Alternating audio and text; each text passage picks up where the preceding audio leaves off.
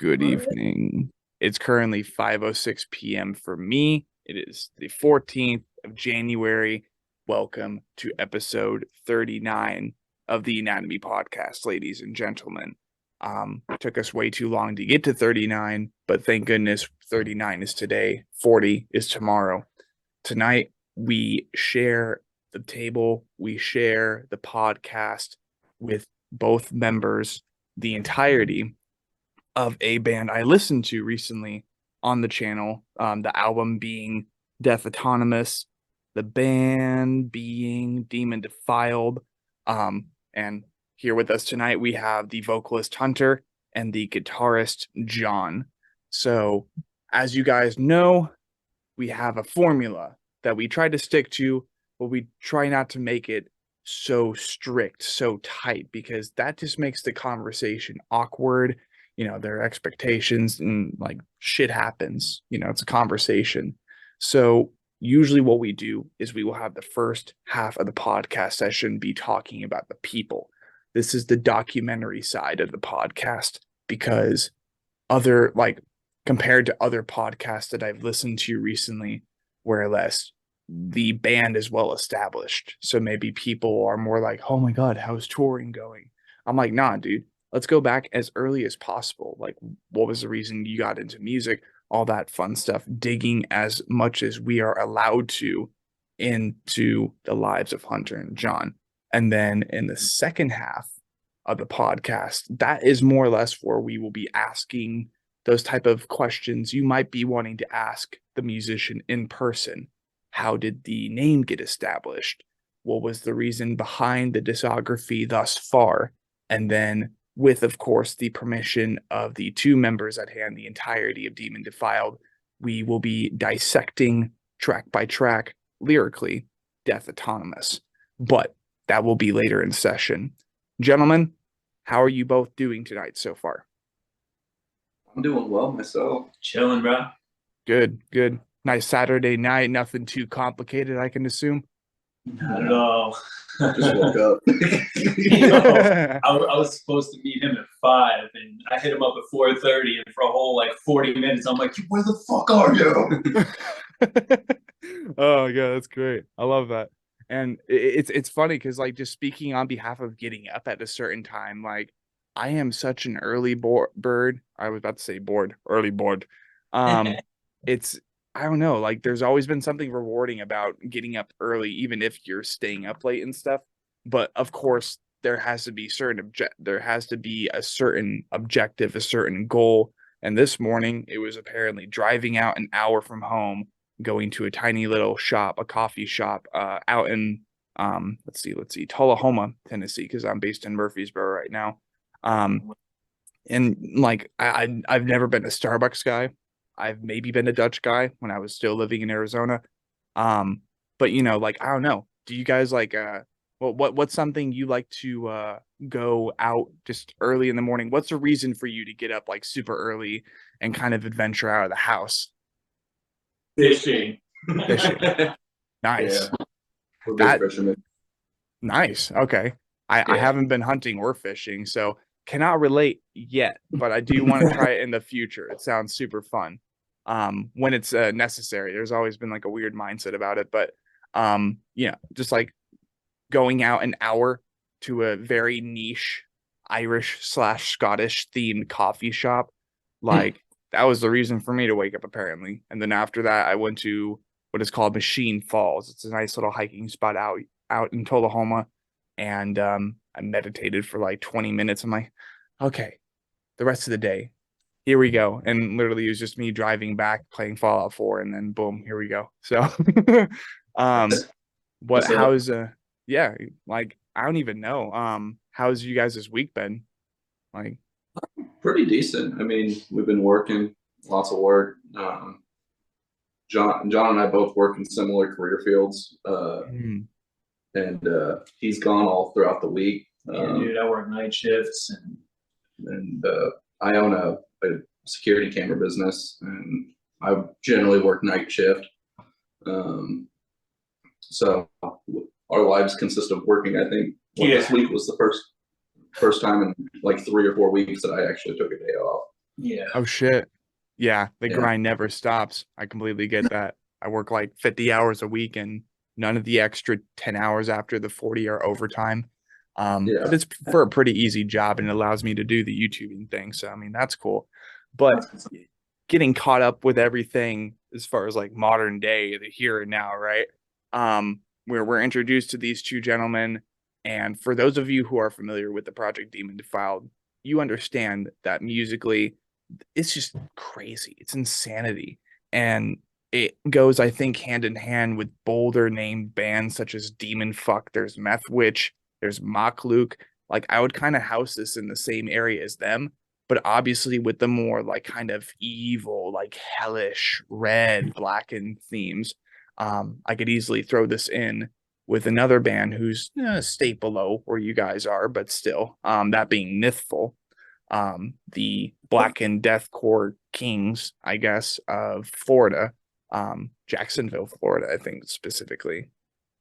So sorry, Derek, I spaced that off. But as we kind of descend right into what is going to be the documentary side of the podcast, basically, whoever wants to go first, you may tell us who you are, your name, tell us your role in the band, and kind of like a quick summary of how you ended up getting into music, because we're going to be giving you all the time in the world to explain it in detail. But imagine you're in elementary school or something and you're like, okay, stand up for the class, introduce yourself, and we'll keep on dotting along, and like go throughout the whole class, basically that. Whoever wants to go first, you may. Quick summary, boom. All right. Name's John. I'm originally from upstate New York. And what got me into music was my grandfather. He played in a German Oompa band. He's from Austria. Okay. So I would grab my trumpet and I'd get up on stage with him and play fucking polka music and shit. And it's a completely different realm from what we are into, of course. But that's what got me into music, and that's what gave me the discipline and the drive to keep on moving forward with everything. But when I was a teenager, I started off with bass as like a rock instrument. And, I was in a band that did stuff like Thrice and The Used and kind of music like that. Right. And progressed my way up into heavier and heavier. And then I moved to Georgia. I met this asshole. And that's actually the first time that I got serious and picked up a guitar. And for the past 2 years now, we've been fucking just jamming out and making some cranking. Yeah. Badass. Okay. So that was John. How about? So my name's Hunter. I'm originally from LA County in California. What got me into music was when I was about 7, 8 years old. One of my buddies got a guitar and I was just astonished by what it looked like and what it sounded like. And whenever he wasn't using it, I was like, hey, can I just pick that up and play it? So I started playing guitar around that age and I just kept with it. It was an outlet for me. I grew up in not really the best area. So it was something I could do safely indoors. And my parents always helped me progress with music there. And I played in various rock bands, then some heavier bands. And I always just dreamed of doing vocals and sounding like just that brutal demon that's right up on stage. And it wasn't up until I met John, or just not too long before I met John, that I started doing vocals. So I've only been doing vocals for about 3 years now. I'm originally a guitar player, and both in this band, John helps me with vocals and will lay shit out for me because my cadences are fucking sometimes really hard to figure out, and he is a vocal genius. And then same thing with guitar. Like he said, he's new to it in a sense, and I'll lay out shit on guitar and he'll play it. And we help each other out in that way. Yeah.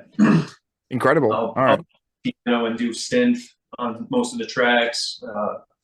He'll get like a basic layout on a synth, and I'll spice it up, stuff like that. Sweet. So I mean that way, even just a project based from two people, you guys collaborate really well. You guys crank music really well, really fast too. And therefore we have albums, we have records such as Death Autonomous, which, if I'm correct, that was released independently as well, right? Yeah. Yeah, we do all our own mixing and mastering. So yeah, when I first got into this, I looked into, you know, getting it professionally done and this, that, and the other thing. And I'm a pretty tech savvy guy. And I looked at it and I said, you know what, I can do that. And it was, it's a lot of trial and error. Like if you look on our Spotify's or Apple Music or whatever, we have previous stuff, and the sound quality is not great. It really isn't. We know that, but we leave it up there because, you know, you got to start from somewhere, sort of deal. Exactly. And everything that we've done has been home produced. We do try to keep everything in house as much as possible. So when it comes to like arts and stuff like that, we do outsource for that. When it comes to merch, we do outsource for that. But for anything music related, we try to do everything we can in house. I mean, I picked up After Effects, and I'm trying to learn how to make lyric videos on that. So yeah, no, I'm in that same area, man.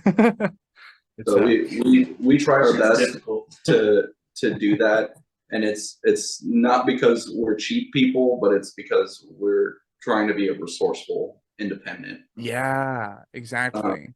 Because honestly, maybe also kind of building a brand for Defiled Records, you know, try and get that out there where we can make some money off of it as well and offer folks, you know, the same shit that we do. Yeah, and like honestly, it's to kind of pay it forward in a sense, because to be honest, John and I both are financially okay, and there's a lot of artists that we talk to, a lot of independent artists that just they're struggling. You know, they don't have jobs that really pay well enough, and in this music scene, somebody will tell a new artist that they got to pay them $1,000 to mix one song. Yeah, but we're not gonna ever do that to folks, you know. Yeah, if you get that good deal, like a cheap deal, half the time you get the mix back and it's fucking flat. Yeah, it's all to say the least. And to say, you know, we don't have the best mixes in the world right now. To be honest, we don't. But it's something that people can get behind. Some people really enjoy our style of mixing, and some people really hate it. We've heard everything under the sun.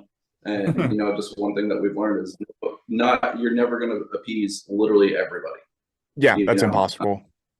And so, me personally, I really like music mixes that have a lot more bass behind them, a lot more chunk. Me too. You know, I like louder mixes, but that's also because I'm deaf. So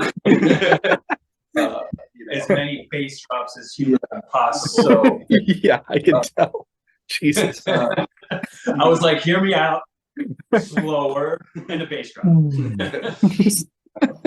That's personally where I like to do things. Now, you know, we've recorded other people and all that, and the mixes sound drastically different. But for us, like at the end of the day, we want to be happy with how we sound. You know, not necessarily how the consumers wants us to sound, but it is important. But we want to sound how we want to sound. Exactly. And the thing is too, just speaking on behalf of like you, both of you being like so much more involved in what you do and wanting to get Defiled Records started up in the future, and you're like, well, I mean, we're gonna have to outsource something, so most likely it's going to be merch, so you got to get that figured out. But other than that, you know, we're all over this shit. One, resourceful. Two, it has a lot more people turning their heads. I mean, shit, I know that with my debut single, Blind's first song, Error, like I think it only has about 32 views right now. And it's because, like, well, I know it's just me doing vocals, and then we have Alex Savanier of Alex Savanier Audio, mastermind, really, really good sound engineer, producer, instrumentalist, etc. Like he's the real magic behind that song. So like definitely from here on out, it's like I want to be more involved. So it's like for me, because I'm not a sound engineer, I want to do the graphic art design other than the logo that I already bought. And that was like that was now 4 years ago, 3 or 4 years ago that I bought that logo. It's like after that, okay, I want to design everything. I want to do the merch designs, and I'm already getting involved with graphic art design. I want to become a tattoo artist, blah, blah, blah, blah, blah. So it's like, that's what I'm trying to get to. I'll do apologies, folks. It's important to not only these days become a musician, but also do as much as you can as far as the alternate creative mediums that are involved with creating, promoting, and pushing music of any kind. Because if you're just doing lyrics, if you're just doing vocals, people aren't really going to turn their head. You know what I mean? So if you know how to do a crazy riff, if you know how to even bass drop, if you know how to sound engineer, like that's just check, just more relevance in general. So absolutely cheers to you guys for that. And I mean, it seems to be doing you justice. I mean, I don't even have it pulled up, but I'm actually going to pull up the Death Autonomous album stream just to see the stream numbers, because I'm sure they're pretty high up there right now over on the Slam Worldwide YouTube channel. Let's see what we got here. Let's see. Okay, so 3,000 views. That's pretty fucking solid. That's a lot more solid than even my own shit. So there you go. Stream, like we're tentative of ever doing full streams because, like, to be honest, any full stream, if you look on their sorry, excuse me. You're good. Most people don't have the time or the want, especially with the no-name artist. Yeah. We've released some other things on Slam Worldwide, and they definitely do a lot better as singles. But you know, they offered us Slam Worldwide offered us the full stream, and we had to take it. You know, it was just that they were like, "Hey, can we put all of your music?" You know, and I was like, "Hell yeah, that sounds dope." But you know, lyric videos do the most traction in music videos. Yeah, when it's song by song, people have more time for it. Most people don't watch full stream YouTube. It's just how it is, you know? Yeah. That's the next thing that we're gonna get into, is starting to do like homemade music video type things for, you know, random singles and stuff. So that'd be fun. Nice cameras and stuff like that to do. So get some GoPros in there. Party Cannon, that's one band I can think of right now that actually did a music video at home, but they made it like really fun. They did a whole bunch of camera angles. They got their cats involved, and their cats are just walking around while they're chugging riffs and shit. You know, Demon did that with I think it was Pussy on a Chainsaw. Oh, that was nuts. What the fuck? Like literally bathing, swimming in blood. Like, what the hell, man? So edgy. Makes me wonder, like, what is the liquid though? Like, I think it was just a pool, like straight up. It was just water. Really? Okay. Yeah, I think they just used kind of lighting to make it darker and shit like that. That's true. Yeah. Behind the scene videos on it and shit on their website. So right. Yeah, I definitely haven't put the time into checking those out, because I absolutely, when I was watching the music video for that, I'm like, wait, are they in just like a solitary room and someone's just fucking filling it up with water? Like filling it up with Kool-Aid or some shit? What is it? That was definitely one of those like small backyard pools that you can get from Walmart or some shit. Awesome. This was pretty dope. No, it was pretty sick. Simply impressive that was. And that's the shit that makes me want to continue making music in the scene and contributing to the scene. Therefore, also my efforts with this podcast. Like, hell yeah. And it's been such a journey, just band by band by band, learning people's stories. But speaking of that, before we segue off into oblivion and start talking about a whole bunch of random other stuff, absolutely shout out to Demon Fuck, but we got to focus. I'm thinking with what we've been provided so far from both Hunter and Jon, let's go ahead and rewind, because Jon, you were talking about your background and how basically you got into music because of your grandpa and all this other stuff, which is like super cool. So if anything, if you want to go first, Jon, take us back to like the very beginning. Tell us a little bit of tell us more, not a little bit about yourself. Tell us more. People need to know, because this is your time to tell your story. This is your time to kind of reflect on everything that's gone the way it has so far, and leading up to this project that we're now, trying to endorse and tell the story of, on separate terms. So take it away, sir. Well, I mean, I told you about my grandfather and how he was a big influence, but also my mom, she liked to write poetry. So that's where I got my whole lyrical mindset from, and how to structure songs and, have good cadence within my rhythm, within my vocal patterns and stuff like that. So that's always a huge shout out to my mom for providing me with that insight and direction for that part of it. But in my teenage years, playing bass with that band, I also did vocals for them for a little while. That's something I also always wanted to do, was my own vocals. And we played a few shows. We played with Mushroom Head one time. Really? Yeah, dude, that was wild. It was at the Webster Theater in Hartford, Connecticut. Okay. Mushroom Head was on the main stage, and we were on the side stage. And Ah. a group of people that were there to see us from Mushroom Head just made that show just like unforgettably fucking wild. Yeah. People with fucking masks and blood all over them and fucking makeup and shit. And like, them right in front of us, this like, group of teenagers just playing some random ass fucking emo ass fucking garbage, pretty much, compared to what Mushroom Head was playing on stage in the next venue over. Fucking, that was extremely sick. That's always a memory that never escapes me.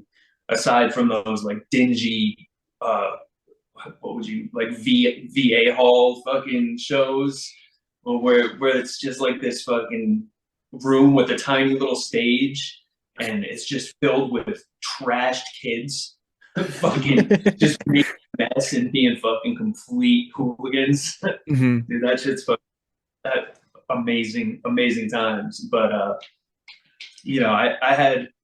I had a lot of troubles growing up as a teenager. By the time I was like 16, 17, I was getting into some pretty bad drugs and all that garbage. And, near ended my life taking Xanax.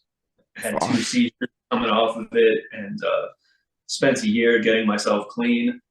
And ever since 21, I'm now 32. I've been clean from, pretty much alcohol and pills and all that shit. I still smoke weed here and there. I just recently had a fucking lung collapse. So. Oh, fuck. Yeah, that's from years of smoking cigarettes and abusing everything that I could. But, right. Got over that. I'm healing now. And my newest venture with music, I'm starting a solo project called Dead Vein. And we just actually threw 2 songs up on DistroKid for me. They'll be releasing on the first Saturday of February. So that'll be a quick 2-song EP just to get me introduced into the scene. And that's where I'm doing pretty much everything in it, except for the mastering and stuff, which Hunter does. Okay. So out of the Demon Defiled, the Defiled Records platform. Right. Sick. And I did have a question for you too, because you were mentioning that you used to do vocals and bass for, what was it, like your first band project and stuff, the Sick. Do you remember the name of that band by chance? We at the beginning, when I entered, they were called Dead Kids Drive Fast Cars. That's great. And yeah, and I remember like completely trying to fucking edge them off of that name because I thought it was so lame. I was like, what the fuck does this shit even mean, bro? Like, is there a background story to this or what? No, man.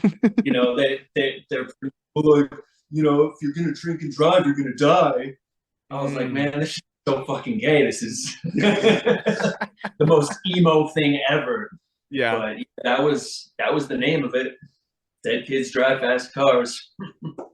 Damn, dude. And I mean, even like getting started out with a project like that, even you mentioned it, it's like when you're, even if you're side stage to Mushroom Head and people are still there to, and like to enjoy your music as well as Mushroom Head, it's like that's a great start to music. Yeah, it was pretty fun. Sick. Yeah. And like I don't know, I don't know if you wanted to touch on it because I know it's a sensitive topic, but at the age of 16 and 17 you were getting into substances and stuff. But you know, you're out, you're clean, you're doing better for yourself. What would you say ended up getting you out of that rut, and what was the thing that kind of helped you move forward and get out of that darker situation? Because one of our previous guests, he was like deep into that shit. And he I think it's just important that people hear like how others ended up getting out of those darker places. Right. Well, it was one night. I was pretty much probably about, I don't know, 10, 15 bars of Xanax in, and I had broken into somebody's basement thinking it was my own house, apparently. And so I woke up the next morning to the cops surrounding me, you know, got locked up and went in front of the judge. And the judge told me that either I complete a year's worth of inpatient treatment or I get charged with, you know, a bunch of felonies, basically. Right. And, you know, I really had no choice at that point. Right. If I get charged with the felonies, I'm going to jail for a long time. So I opted for the treatment, and you know, it took a few months to fucking accept the fact that I needed help, which I did really badly. You know, all I wanted to do was just forget and push past and, you know, ignore and override completely, like, you know, not remember the last day before and not care about the day ahead type shit. But there were all the programs that they tried, you know, making me do NA, AA, and every time I went to those things, my brain was like, this is all complete fucking garbage. Like, why do you want me to sit here, not only talk about all of the shit that I've been through, but also have to listen to the shit that everybody else has fucking been through? And it just made me stick to my stomach, like, all the time, like, thinking about it. So from that point on, I realized that for this to work for me, I just need to be focused on me. Yes. You know, not say forget about the past, but not think about it. You know what I mean? Like, don't dwell. Not constantly drudge it up every single day at a meeting and fucking relive that bullshit all the time. Yeah. So, you know, I said to myself, what do I want for my future? And, you know, I want to be stable. I want to have my own place, my own car, a good job that'll provide for the family that I might want in the future. Right. And, you know, that's that, and music, really, you know, is what got me to take that step forward and just really focus on myself and get straight. Good. Because everything else that was, you know, inflating itself as help seemed to me like a back step, or, you know, exactly, a distraction to actually getting better. Right. No, and that's really important, is when when you're looking forward to the future instead of dwelling on the past. I think that's a great way to look at it, or a great way to say it. Just because like if you are dwelling on the past, whether it be in the wake of addiction or whether it be in the wake of trauma, like trauma is a little bit different. And my freaking Wonder Bread white ass over here with like, you know, maybe a little bit of depersonalization that was attempted, I guess, when I was younger. My parents expected me to become a completely different person. And when I didn't embark onto that path and they saw that, they're like, they kind of lost interest, right? That happened a couple times. So I mean, that's really all I can say for myself as far as just like dwelling on the past and always trying to always looking back, I guess. But in reality, it's all about just being an individual. It's about making your own choices, doing what's best for you, what feels right, and then just focusing on that as you move forward. Because no matter what, every second on this podcast, for example, time goes on, time continues, things move forward. And eventually, if we were here long enough, the sun would come back up. You know what I mean? And that's just like, that's how it works. So you got to keep moving forward like the sun, like the earth, like everything around you. Otherwise you get stuck in limbo and then, well, you're behind or something similar to that because you're focusing on the wrong things that have already happened and there's nothing you can do to change that. Anyways, awesome. Really glad to hear that you ended up getting cleaned. Ended up getting clean, sobered up, and, you know, Demon Defiled being one of the reasons that you ended up wanting to get out of that, as well as, you know, kind of getting caught. And you're just like, well, fuck, I don't really have an option, do I? Otherwise, I'm busted. I mean, that was a blessing in itself, you know? Mm-hmm. Because had I not got caught, maybe I'd still be out there. Maybe I'd be dead by now, you know? Exactly. Who knows? But all that matters is that both of you are here now. You're having these conversations on the podcast. You're telling your story. This is the shit that's important to me, because most people, you know, just want to ask about the band name or some shit. They probably don't. I would like to say that most of your fans like might not even know about like all this stuff. So I'm glad we're having these conversations, and thank you for sharing that type of information with the podcast. It really does mean a lot. So you got a newer project, right, coming up. You said Dead Vein, as in like veins. Okay, cool. Yep. So Dead Vein, first Saturday of February, got your first like kind of debut release of 2-piece EP. So that should be pretty cool. Everybody keep an eye out for that. Yeah. And I don't even know, like, between the both of you, who would kind of claim founding Demon Defiled? That would be me. That would be you. Okay. So we'll definitely be talking about that later. But if anything, Jon, as we're continuing to learn your story, we've learned about projects you've been in before, right? Like such as Dead Kids Drive Fast Cars, which was just a totally different era. And from what you've been describing, and kind of like that attack, just like that era of music, who knows the genre, because I never inquired upon that. But you know, there's different times, different culture, different people. A lot of shit happening behind the scene, but go figure, that's still happening today. That kind of just dirties up the scene and makes it cringe to this day. But I mean, that just comes with it. Anyways, as we're moving forward, we're learning about that. You were in bands, you went through a whole bunch of different struggles, obstacles, came out the other side pretty good, I would say. But let's go ahead. I want to bring it back a little bit and really talk about your connection with your grandfather and, you know, his kind of musical contributions to what you do today. As much detail as you want to provide really concerning that, because you seem to like mention a lot, like really cool stuff I was hearing earlier. Yeah, well, my grandfather, like I said, he's originally from Austria. He's a Schwarzenegger, so first cousins with Arnold. And you know, he was held in a POW camp in Austria for a while, and Arnold was actually the one who paid his way to get to America. So that's how he became into the States. But his musical contributions to me was basically holding me hostage my whole entire youth, making me play piano and trumpet for like 3 hours a day, constantly telling me, like if I wanted to be on the baseball team or the soccer team or some shit like that, he's like, you're going to break your fingers and you're not going to be able to play your instrument. Like, you're not allowed to go out at all until you practice your instruments and shit like that, So while it also shaped me to be, a little bit more disciplined, it also drove me away from it for a while.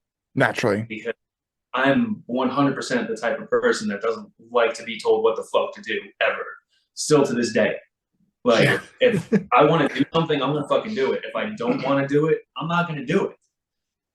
And you can ask my wife. She fucking hates that about me. That's too.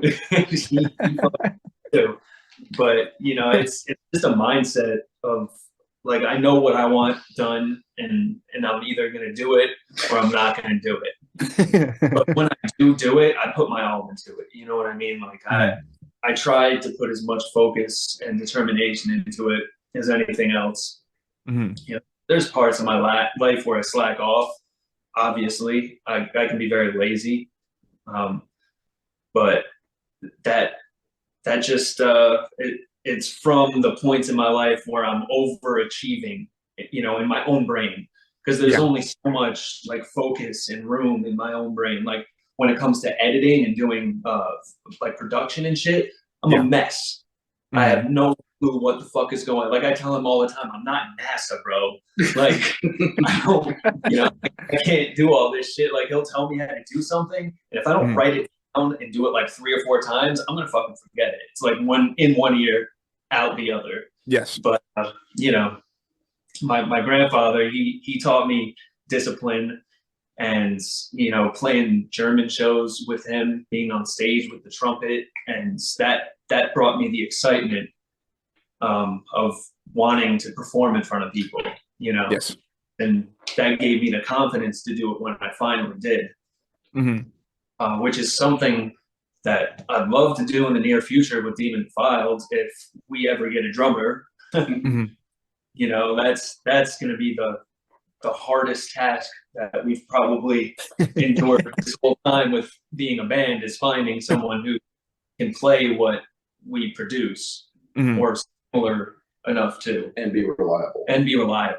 Right. We did pick up what's his face from Left to Suffer, their old drummer. Okay. Levi Dunn. Yeah. We had him for a minute, but schedules and when it was available, it was just not reliable enough, and we ended up having to say, hey, we have a way of doing things, and we get that people are busy, but we're also very busy individuals, and we still get stuff done. Yes. So there's no excuse to, if you were serious about doing the music, you would find the time. Yes. And the resources. It's 2022. It's not one of those things where we're not even like, hey, you have to live in Atlanta. If you're dedicated enough to, write parts, send them over wherever you're at in the world. Yep. We can even write the parts and send them to you, and you can change them up and, do your little spin on what we give you. Yep. Exactly. And then when it came to playing shows, it's a simple fact of, if you're really that much in a financial rut that you can't do it, John and I would front somebody, like 100%, to do that. But every drummer we ran across either has something, either, just putting it bluntly, they're not there yet in their music career to be finding what we're putting out, or they are there and they're whored out to 50 other bands. Yeah, that's the worst. The drummers got that one good drummer that's in like 10 different bands, or they have other things going on in life that are just more important than music. Right. And so we can't really be upset about that. No. But at the time, you know, it does get a little frustrating, and it makes us tentative of adding extra individuals into our band, Right. because we both do not like to wait when it comes to the music stuff, you know. Nah, So, if we have something, we want to just fucking be done with it and put it out. You know, like that's why we've had offers from record labels before, like not big ones, but you know, a few decent ones, and we've turned them down. Mm-hmm. I don't want to be put on someone else's schedule to release music, or you know, if we have music, we have to wait to release it. Yeah. It has to be a certain quality with like a music video and this and that, and it's like, you know, we only have so much time in our lives, and we know how to schedule it. Mm-hmm. Right, exactly. And John's like, that's why we do Defiled Records. That's why we do Defiled Records. Yeah, that's why we do Defiled Records. yes, Defiled Records. Hit up our Instagram page if you want Defiled Records. No, seriously. I completely understand that, because at the end of the day, it's like you're in a band, right? You're in a smaller band, whatever your project is named. This is just like talking about bands in general.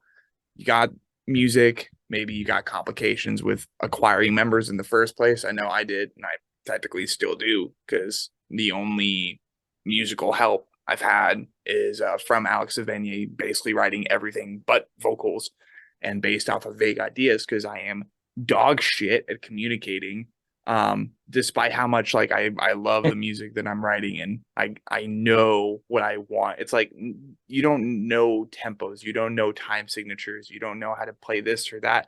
So what the fuck do you want? Yeah. You know, it's that meme, just like, this is for the men. What the fuck do you want? It's the same thing. It's the same thing. Poor Alex is over here just like, do you want beatdown, deathcore, hardcore? Like, what the fuck? What do you want? You know, that's you know, that's like me, because I've studied musical theory and shit, so I know all the different time signatures and, you know, key changes and shit like that. When I hooked up with Hunter and I showed him a song that I wrote in 3/4 instead of 4/4, he's like, "What the fuck is this?" he's like, "This doesn't make any fucking sense, bro." I don't understand it. Time signatures. You can change the flow of the song. But yeah, he's not. It's different. It's different. I can't understand it. Therefore, I heard it. Like, you know. Yeah. It's because I learned it when I was a kid. And now that I'm trying to learn things as an adult, my brain is like already black in 90% of it. Boom, baby. Exactly. I know I was scared shitless and just incredibly intimidated, even in high school, when I was doing like beginner guitar. And then I don't know what happened, but they recommended I get into music theory. I'm like, okay. And like, I didn't know shit about playing anything or writing anything or just writing music. And they had me in that class. I'm in there for 5 minutes. I'm like, I want to go next door to intermediate guitar, please. And I remember it was a whole just dramatic process of me looking at sheet music, saying nah. And then I think my guitar teacher actually came over to check up on me. He's like, okay, how are we doing? Do you want to be in this class? I'm like, no. And then I just went next door to go strum, bro. It was so funny. And I remember I had a whole bunch of friends in that class too, and it was just a different time. I kind of miss school. I need to go to college eventually, but I'm also about to move from Tennessee to who the fuck knows where. As of this spring. So I'm like, okay, gotta move to the next place and then start school. Like, then go back to school. As long as it's not too expensive, because we all know that college is it can be expensive. Yeah. It's a nightmare, but as we're continuing to learn about Jon and Hunter both, mostly Jon right now, but we will get to Hunter. I promise, Hunter, you'll get some time. Like, as we're learning more about them, whether it be through Demon Defiled, whether Defiled Records, Dead Vein, all of these different creative endeavors going on, I kind of wanted to get your perspective, Jon, on how like your insertion into the Demon Defiled story began. Like, when did you first meet Hunter? Like, how did that conversation happen? what was going on at the time, and like what ended up having you say, okay, yeah, let's go ahead and try this out? Well, this is actually a fucking kind of weird and wild fucking story. So yeah, when we first met, you know, I was looking on like Facebook groups to find people to jam with because I could, you know, I had just moved to Atlanta and I've been there for like maybe 4 years or so. And, you know, I was finally getting to a place where I could, you know, chill out and have some time for myself and not have to worry about my next paycheck. And I finally wanted to, you know, get into a groove and start making music with some people. So I found him and he hit me up and he's like, yeah, you know, I got this thing going. I have a vocalist. And you know, I was like, I can play the bass for you. So that was what I was going to start off as. Demon Defiled was the bassist. And was it Demon Defiled? No, that was what's the fuck? I forget the name. Yeah, it was another project, but yeah, it was another project. At that time, he was doing the Demon Defiled stuff by himself as a solo artist. All the first songs you see on Spotify, the earliest one were all him. So everything from Somber Psychosis and on is the two of us. So he brings this vocalist over, and it's this Irish dude, right? This Irish dude. Story's wild. Grab your tea. So, you know, he's an amazing vocalist. He's fucking great. You actually probably have seen some like TikTok videos maybe of him with like Alex Terrible. He's Taylor Monroe. Taylor Monroe. Okay. He goes by Black Boy Taylor. Yeah. So, you know, he has that whole thing going, and amazing vocalist. He can do some insane shit. Like, I gotta give him props for that. 100%. He's really good at vocals. He's really good at vocals. But this whole time, you know, it's probably like 3 or 4 months of hanging out with this dude and trying to do stuff. And, you know, he's Irish. And we're emphasizing that. I like it. You get the point that he's Irish. Yeah, we at this point 4 months. He's Irish. He's Irish. Yeah. So you know his ethnicity. We're off to a great start these 3 to 4 months. Let's go. So he gets up with this girl and gets her pregnant, and essentially fucking dips out right as the baby's being born. Literally, she hits us up and she's like, this motherfucker has been lying about everything. He's not even Irish. He's from fucking Alabama. Like, we're like, there's a fake. What is going on right now? Like, did we just get like real life catfished? Like, I didn't even know what to say. So, you know, we cut off ties with that dude. And, you know, that's when I was hanging out with him a lot more. We became good friends. And he was finally like, listen, bro. He's like, how about you just join Demon Defiled and be my guitarist? I was like, I don't fucking play guitar, bro. You know? He's like, well, you're about to. So, you know, I bought a Schecter 7-string, which was a piece of shit. Yes. And I'm the guitar guy, and I told him that's a piece of shit. Yeah, he told me this after I bought it. So, you because know, to preface what he said earlier, he does what he wants when he wants, how he wants. So. It's like, oh yeah, cool. I mean, you got the guitar you wanted, but it's a piece of shit. Like, why'd you waste your money? That's funny. You know, it was a Schecter Platinum. So not a total piece of shit, but it's just not. It wasn't good for what we were trying to get tone. You know, the tonal quality and stuff like that.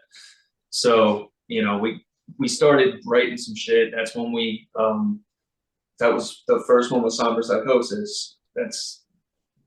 We did Somber Psychosis, and then I finally started to upgrade my repertoire for my instruments, and I got a baritone 6-string Ibanez. Ooh. And that thing is a beast. I fucking love that guitar. You know, that'll always be my baby.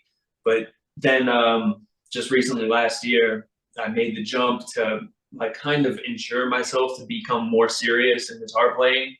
And I bought myself a custom Kiesel headless Okay.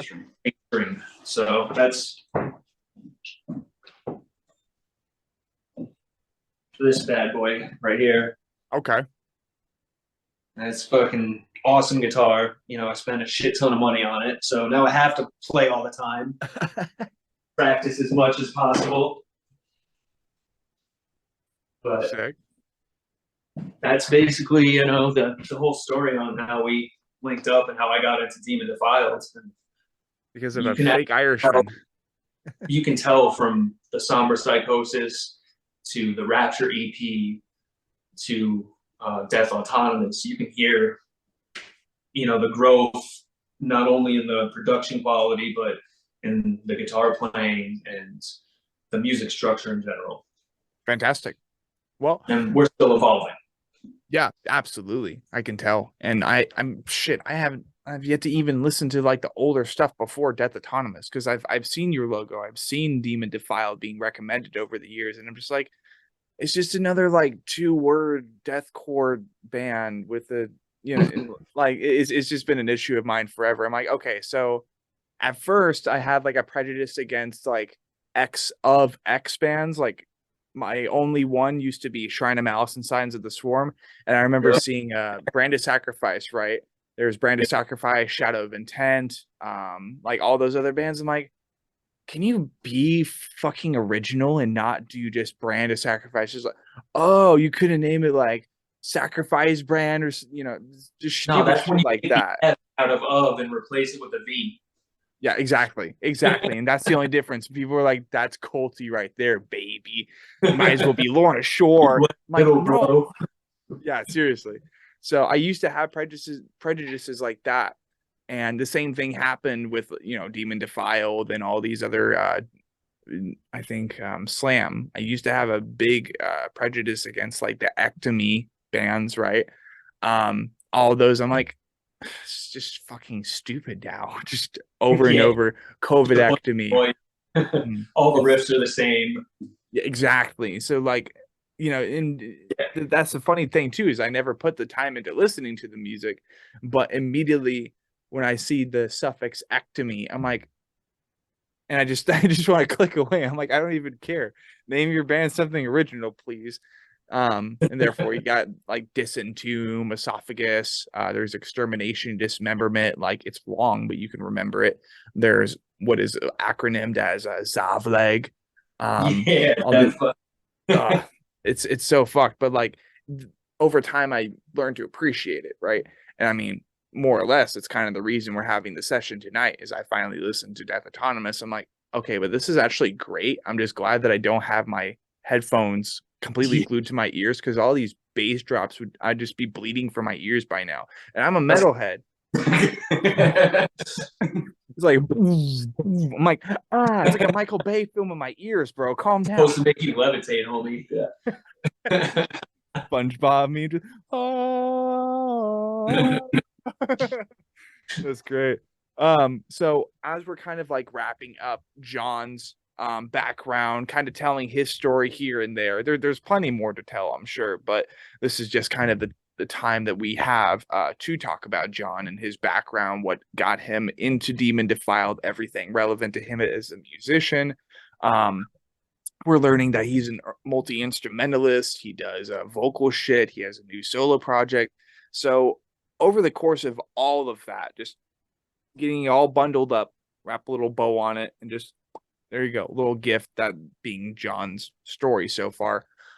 Something I like to do here on the podcast is I like to pluck 5 different bands, albums, genres, or like major philosophers, big influences. It could easily be your grandfather and your mother, that type of thing. Give us 5 characters in those major categories, right, that you think are very important, vital to what Demon Defiled, Dead Vein, and your other endeavors, like what's pardon me, what are some major influences that's really helped you define what your musical efforts have been recently? That's a good way to ask. Right. Well, I mean, my number one all-time favorite is definitely Whitechapel. You know, the older Whitechapel mainly. I respect the newer stuff that they're doing, but it you know, can be a little basic and overproduced at times. Right. But their older stuff, the old cadences that he used to, you know, get into, where it's kind of like almost like cadence style vocals, you know, so it jumps up a lot and, you know, subdivides within the time measure, you know, all that crazy shit. So definitely Whitechapel is one of them. Another one, Between the Buried and Me. Okay. Always a big fan of them, as you know, in my teenage years, going into my 20s, and all that shit, just because of how musically inventive they are with switching things up in the song and making sure that the song doesn't stay on one single fucking task the whole way through. Because to me, that's fucking boring. Mm-hmm. You know, like having a song where it's like one section and then a chorus, and then that section played again and a chorus. Yeah. Which he would do sometimes a lot. And I'd be like, no, let's change this up. He was notorious for copy and paste. I was like, bro, no. But so, you know, Between the Buried and Me definitely helped me focus on changing things up in my songwriting. Good. On a less heavier topic, Thrice. Okay. You know, with just the impact they had on me as a teenager, they progressed so much over the years as it is. You know, they had heavier stuff and they had lighter stuff and all that. So, you know, that helps me to think about, you don't always have to be fucking heavy. Yeah. You know, while it's what I love, obviously, there's some things where you can tone it down a little bit and still be dark and brutal and ominous. Yes. And not have to be as in your face fucking blasting 100 fucking 80 beats per minute, you know, like crazy fucking fast. Although we will take like 30-second note kick patterns for like 8 measures and then double those up. So it's basically like 64. It's like fucking always a blast. You're like listening to that, like nobody can fucking do that. maybe except for Austin Archie and like Luke Holland, and not even Luke Holland, shit. Chris Turner, maybe. Like there are very few drummers who can do it in the scene. Very, very few. But so that's three. Die Hard is Murder. Okay. They've had a big impact on me. Their first EP, Horde to a Chainsaw. Yes. Like that just really brought me into the more violent side of like the lyrics and the thought process on, you know, what the song is going to be about. Okay. You know, that'll give me some ideas on how brutal I can be thinking about going to the song. And the last one,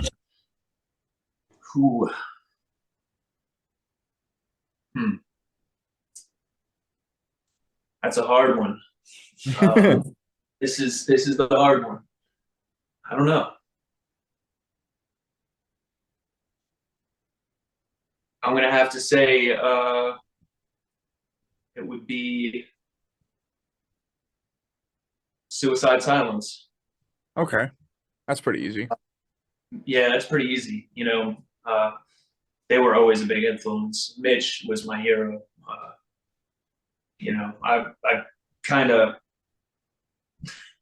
was lost when he died for a while. Yeah. That hit me hard, and and then they started back up, and that new vocalist fucking crushed my heart. I was like, change the band name already, please. It's like, this is now, it's just metal, you know. It wasn't even deathcore anymore. But those are my top 5 bands for sure. I definitely have to ask then with that last comment, like, now that Eddie has been in Suicide Silence for as long as he has, with like, what is it? You Can't Stop Me, Become the Hunter, the self-titled album, and now what is coming up, Remember, You Must Die. Has your opinion on that changed at all, or do you like? Obviously, a lot of people still prefer Mitch. With his newest stuff, it's growing on me. Okay, but I think there's just this mental block in my head that I can't get past.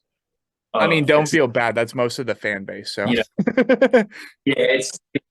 I try not to make it personal because I don't have anything fucking against this dude. I don't even know him. Yeah, you know what I mean. But it just doesn't. When I think of Suicide Silence, I think of bludgeoned to death or unanswered or unanswered. Exactly, like just those anthems basically. To where there's these parts in this song, like it's like that fucking funny ass movie that you see once and you can repeat every line in the movie. It's iconic. It's iconic.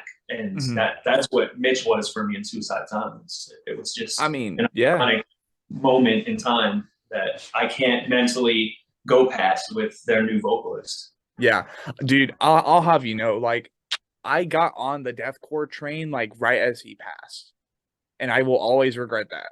Like, maybe a little bit after I started listening to Chelsea Grin, Suicide Silence, and a couple other artists, I was seeing the articles that he had just like passed away not too long before that, because I think it was 2013 when I got into deathcore / like death metal, whatever. I didn't know it was called deathcore at the time. And this was also before I got into slam and like the really heavier deathcore bands. But I still remember that. I'm like, wait, so I love this music, but the guy died like a year ago. Why? How did I not fucking know this? And I watched the memorial show and everything. I'm like, damn. Yeah. Not only did he pass, but like there was a really cool thing that the community did to help his daughter go to college, which I'm like, that's cool. That's making me really want to become a part of this. And then obviously Unanswered, but like it's so ironic how integrated into the culture that is. Like, I might as well do an Unanswered cover, or I might as well do a Disengage cover, because every other fucking vocalist ever has done.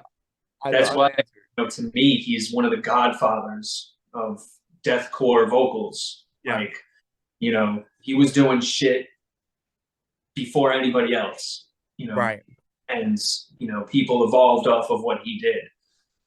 And I respect him forever for that. Right.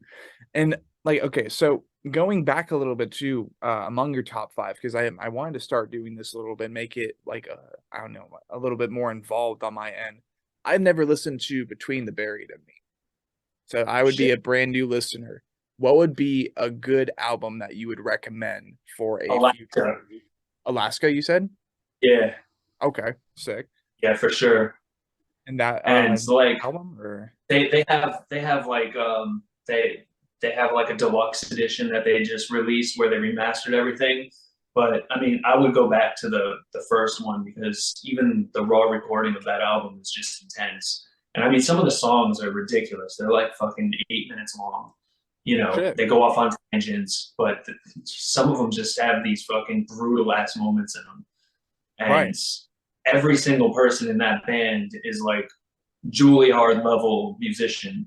Like, they are ridiculous.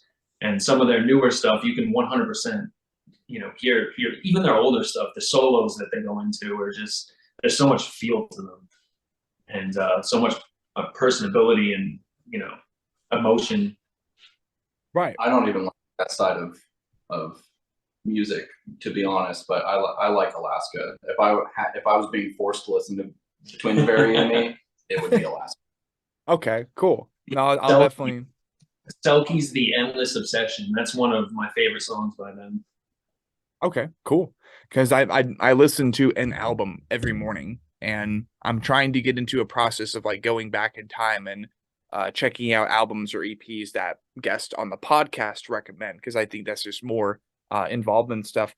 The like I've only come to love one song by Thrice, and that would be Black Honey. There's just something about that song that's like really special to me.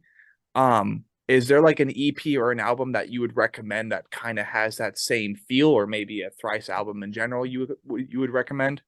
Yeah, the artist and the ambulance. The Artist and the Ambulance? Yeah, the artist and the ambulance. Okay. That's that's definitely one of my favorites from them. Some of their older work, but you know, it definitely also has a lot of emotion in it, and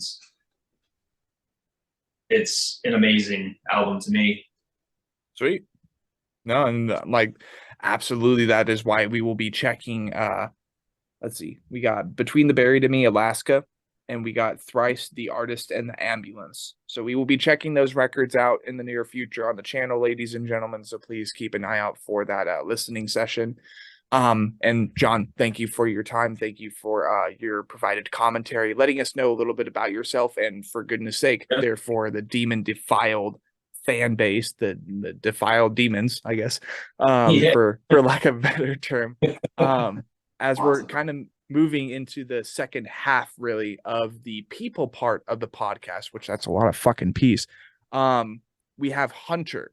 We have the other half of Demon Defiled, a project, that we're hosting for episode 39, right before 40, which is pretty big. I didn't think that we would be getting this podcast to even 40 episodes, but I mean, there's also millions of fans. Thank you. Thank you. It's like, I hope to get to 100 by the end of this year. That'd be really cool. So thank you. So as we're kind of now, it's Hunter's turn. It's Hunter's time. We're going documentary level. Just tell us who you are.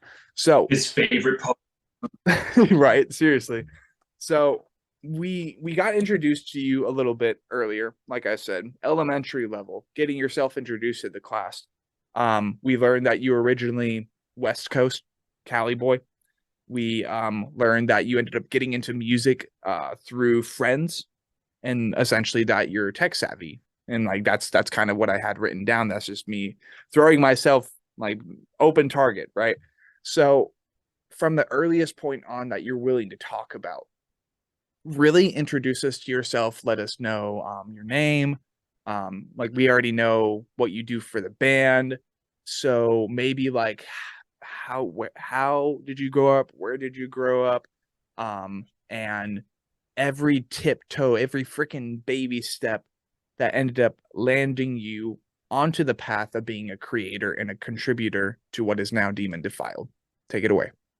All right. So my name's Hunter. You guys know that already. I grew up in kind of a broken home. My parents split when I was real young. And I was originally born up in northern Michigan, but both my parents were military at that time. And my mom moved down to Arkansas, and I stayed with my dad there for a little while. And both parents were really good at that time. It seemed like they were doing competition to win me over in a sense.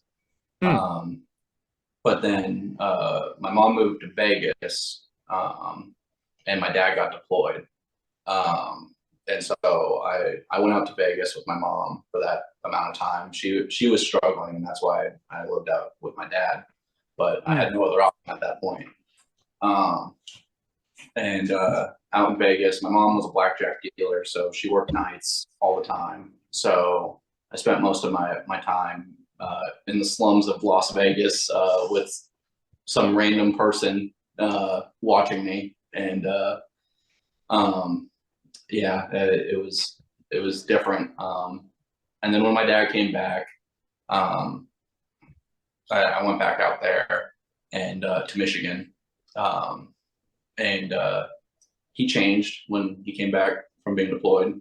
He got really into alcohol, and he wasn't people. And so during all those shenanigans of living with a drunk, my mom met who I now call my dad, who's my stepdad. And they fought for me to come live with them. And so that happened, and we moved out to LA County in California. But a huge legal battle went on, and I was forced to go back and forth from California to Michigan, pretty much 2 to 3 times a year. And it made it really hard. They finally ended up letting me go to school throughout the year in California, and then I'd have to spend like every break out in Michigan. So I didn't really have much time for friends per se, because during summer, everybody got to get close with each other and hang out, and I was forced to go to a town of less than 200 people up in northern Michigan. And so I know you said I'm a Cali boy. You know, it's a stretch a little bit. Actually, sorry. No, you're good. You're good. It's a stretch though, because I don't really have that mentality.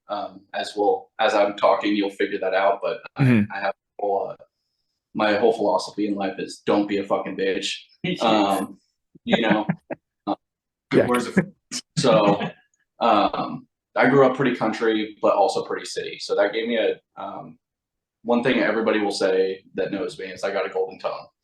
And I think because one, I got the experience of growing up ghetto, but country, but in nice areas, but in bad areas, you know. I kind of had to learn to talk and be with multiple different types of cultures all throughout my life growing up. But after all the legal custody and all that good stuff, I ended up spending full time with my mom, and who I call dad, who's my stepdad. From this point on, he will be called dad in stories. You know, I pretty much disowned my biological side of the family up north. And it wasn't really fair to all of them, because really it was just my sperm donor who's a piece of shit. Everybody else was really good to me. But you know, my dad, he's a general contractor for a large defense company, and he ended up going overseas when I was a young teenager. And he was gone for the majority of my teenage years. And you being a man know that sometimes during that time, you really need a father figure around to learn how to be a man. And I didn't really have that. My mom does have various mental problems that she has worked through. Huge shout out to her. We'll talk about mental issues here in a little bit, but you know, a huge shout out to her. She's gotten a lot better, but growing up, she didn't realize she had those mental issues. She was a young mom, and it made it really, really hard on me. Having somebody that was raising me with bipolar depression and anxiety and all that. So I spent a lot of time alone, spent a lot of time doing shit that I shouldn't have been doing. Around mid teenage years is when I started dabbling with drugs. I never really got super bad with drugs. And quite honestly, it was very easy. I didn't have the same path as John with that, where it was very easy for me to just drop them. But you know, I didn't have my parents around often. But what did happen from that is I had a lot of time spent with music. Music was really an outlet for me, and I know that sounds really cliche, but no. Music was a huge outlet for me, because when I would get home, I was basically grounded all the time, because my mom grounded me for breathing funny, because she didn't want to deal with me. I mean, she had, you know, those mental problems, and pretty much anything I did, I got grounded. So, but the one thing I was allowed to continue doing was playing my guitar. And John will tell you, I don't have any formal music knowledge, but I can play the shit out of a guitar. He's fucking, he's good. You know, everything that I know was based off of feel, and just being able to feel the music, and that's when he comes at me with these weird time signature things. I'm like, that doesn't feel right. Right. You know, can't really describe it, but it doesn't feel right, you know? Right. But when it comes to writing music, I mean, I understand guitar, bass, piano. I understand it all, feel. So, I mean, we both will come with full on songs saying like, here, like we're both artists that know music in a sense, just two different types of knowing of music.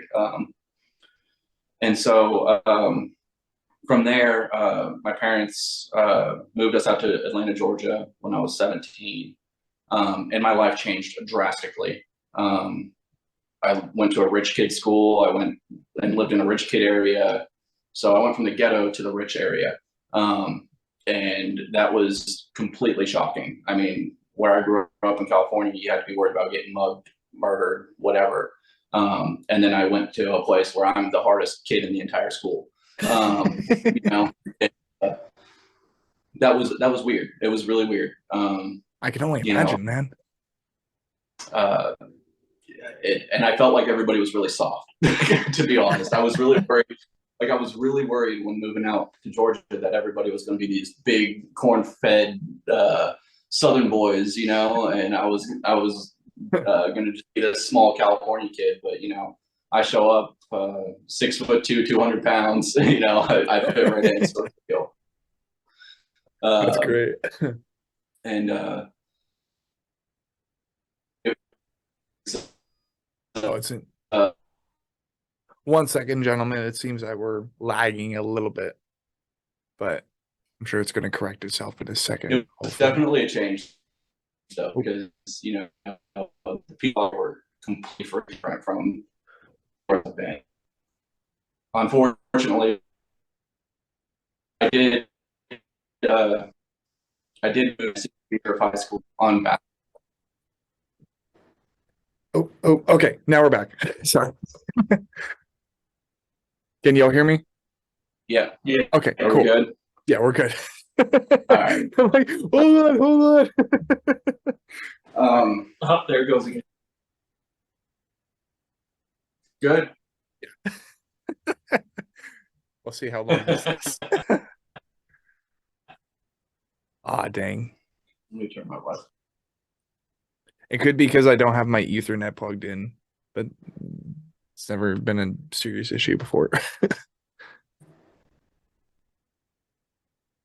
Okay. Now. Yeah. Yeah. We're good again for a second. Sorry. You're good. I always break these things. Let's see. Good? Yes. I think. All right. So when I moved out here, it was my senior year. So I couldn't really get involved with the school programs and all that. And beforehand, I was really into basketball and football. I played varsity in both in high school. And then I moved out here and just kind of had to put everything on pause there. But I did join a band. It was a hard rock female fronted band. And it was fun. It wasn't my style though. By that time, I was already listening to the Ectomies and the you know, I was into the really like the heaviest thing that anybody in that band listened to was of Mice and Men. And like, yeah, Mice and Men's one of my favorite bands, but yeah, like at the same time, I shouldn't say one of my favorite bands, but they're one of the bands that really shaped me into staying within the genres of metal. But you know, that was the heaviest shit they listened to. Meanwhile, I'm listening to things like Guttural Pig and fucking Cannibal Grandpa and shit like that. But from there, you know, I kind of actually fell away from music after high school. I went to college for almost a semester. And I ended up dropping out and joining the military. Oh shit. And my military career, you know, as soon as I was done with boot camp and completed my A school, I went and I was deployed for the next 4 years. I spent 4 years overseas. And that really affected family life, affected my mental health, because I did get injured when I was overseas, and now I'm a 100% disabled veteran. And I came back and my life was different. And I really hit a dark place, dealing with PTSD, depression, suicidal tendencies. You know, I was really fucked up in the head. But going back to my philosophy of don't be a bitch, instead of just sitting there and fucking feeling sorry about myself, I decided to do something different. And that's one thing I tell all of my veteran friends. I still have plenty of them. And when they get in these slumps, I said, just change something, one thing at all. And you don't know how that will affect your life. But if you keep doing the same shit over and over and over again, you're going to fucking hate yourself. So Yeah. I changed some shit. I changed how I was living my life. Yeah, I still deal with these issues. John knows I deal with these issues. But you know, it's something that I work through. And I projected a lot in music. That's kind of what led me to Demon Defiled, and why I wanted to become a vocalist, because I have a lot of shit to say all the time. I have a lot of fucking shit to say, but I just don't know how to say it a lot of the time until you get in front of a microphone. Right. And a lot of our music deals with, to preface everything, sorry, backing up a little bit. I grew up in a very religious Catholic environment. Yeah.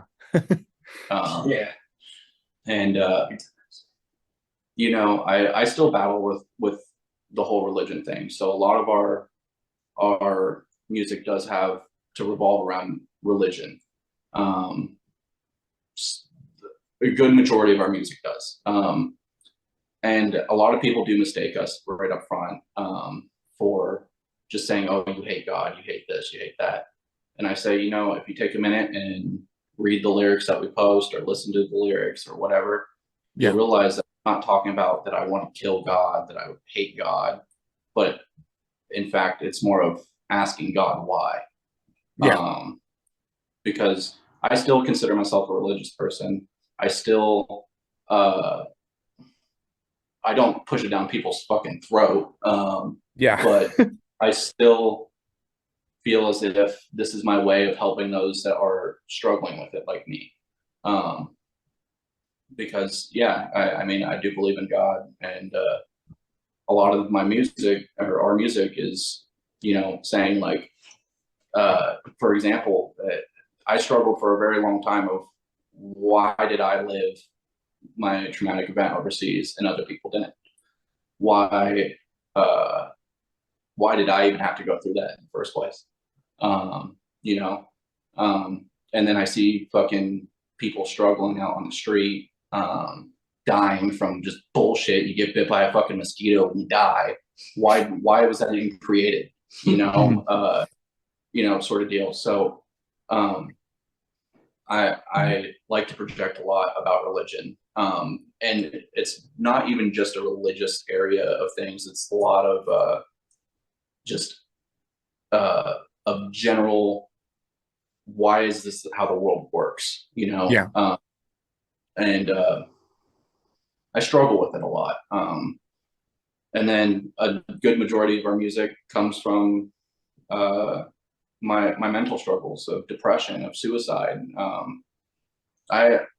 Anybody will tell you, before I went in the military, I would have never fucking hurt myself, ever.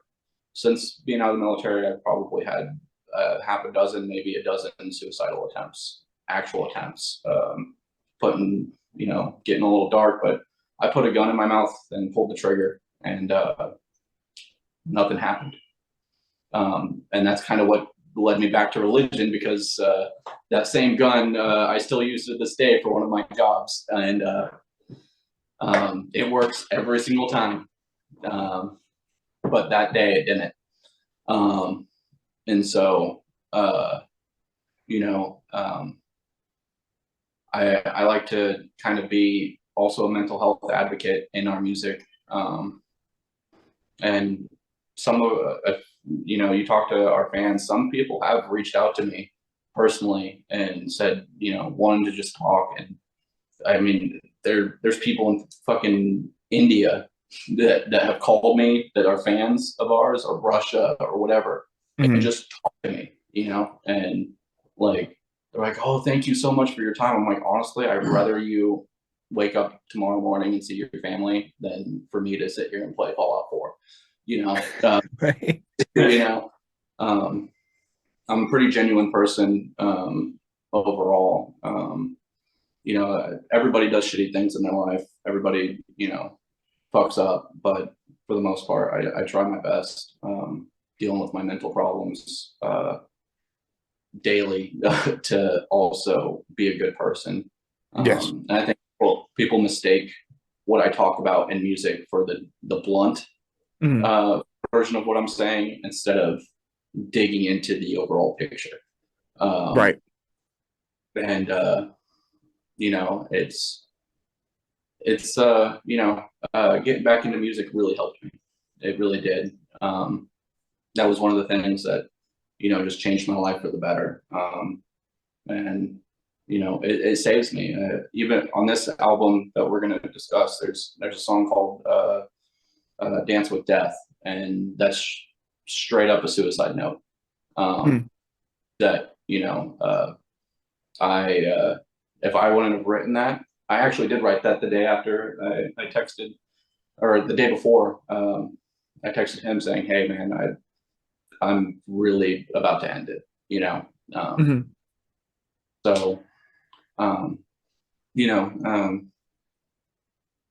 guitar really helped me growing up. Vocals really helped me now. And, you know, I'm still evolving with vocals a lot. Same with guitar, but with vocals, I mean, they're just, they make me happy, you know? Yeah. It's a new thing for me. I'm always trying to learn something new. Always. There was a moment like a year ago where I was like, let me just buy a drum set because I want to learn how to do this shit. Yeah. Now I own my own security camera business, commercial security camera business, which is pretty fun. Fantastic. I enjoy doing that. And also I'm a licensed private investigator, and I work for a high-level executive protection company. So, I mean, my company does the protection of people like Arnold Schwarzenegger and Angelina Jolie is somebody that's getting protected right now by my company. And Shit. the CEO of Chick-fil-A, that people like that. So, Right. That's a pretty cool line of work. And, you know, we because of how today flow of things in America, people like in my line of work there, we can respond and do things quicker, better, and more efficient than, say, the police officers. And that's why we have work. Yeah. So, you know, it's a pretty cool gig, but I'm very busy all the time. John's very busy all the time, but we get the music grind going. And, you know, right now I'm trying to quit cigarettes. And that's one of the reasons that I was asleep until 4 o'clock, 5 o'clock this afternoon, is because of withdrawals. But, and also I started playing Fallout 4 again last night. Yes. Such a good game. One of my favorites of all time. And that distracted me until like 5 or 6 in the morning, something like that. So yeah, I mean, I'm pretty deep into my current play. I just completed the main campaign a little bit ago, and now I'm just like stacking up on the settlements and shit, and that had me up until like 11 or 12, and I'm like, fuck, I want to get up at like 5:45 and be where I want to be by the time they open. And then I think I got there maybe 10 minutes later than what I was meaning to. So in the end, I sped a little bit, but too bad, and we got there legally. We got there on time. We got there and it was still cold. It was still foggy and just like very, very gloomy. And I prefer life in general that way. I kind of fucking hate clear, sunny days because it's like, well, there's nothing on the canvas, man. I look up and it's just blue. I don't like blue. I like red. like that type of thing. And well, we feel that as fishermen. It's better fishing when there's clouds. yeah, seriously. I can only imagine. Well, is there an actual science behind that though? That's interesting. I've never heard that before. There's a huge science behind fishing. Moon cycles, fucking water temperatures, spawn patterns. Really? Yeah. There's a lot that goes into it. Oh, goddamn. Yeah, like certain fish that you'll catch all summer long. Right now, you could fucking put a giant net in the lake and not find a single one of them. Yeah, it's like they just disappear. Interesting. No, that's really cool. It's like a puddle. Yeah. So like right now in Georgia, they flood and they flood the lakes and they also release the water into the rivers throughout the year. So in the wintertime, they flood them out into the rivers because it rains so much that the lake level will rise all the way up to 20, 30, 40 feet higher in some places. And it acts as like a water bowl in a sense. So during the wintertime, what you consider a giant lake might be a pond. Yeah, it's like you look over, it's all like mud and then a puddle. Yeah. Interesting. I guess because like I born and raised Arizona, so just absolutely nothing as far as bodies of water except maybe because I was in main Phoenix area, so flat. It's just no bueno. I was stationed in Yuma for a little bit. Oh shit, yeah. I haven't been to Yuma. I've only been to I've been to Tucson, Sholo, out like plenty of other. I just haven't been to Yuma. So I was gonna make it so much longer than what it needs to be. Most of the state's miserable, yeah. Miserable, flat. My room in Yuma, I was there in September. And I was in a barracks room because I was just temporarily assigned there for just schooling that I went to. Yeah. And the barracks room I was in had no AC, and it was Yuma, Arizona, September 1st through the 12th. Oh no. So it was 120 degrees outside, no AC, no fan. I ended up sitting outside in the smoke pit at night because it was colder outside than it was in my room. My actual room temperature was like 180. It was colder than it was in the United States. Oh, what the fuck, man? Yeah. That's Arizona for you. That's why I left. Fuck that shit.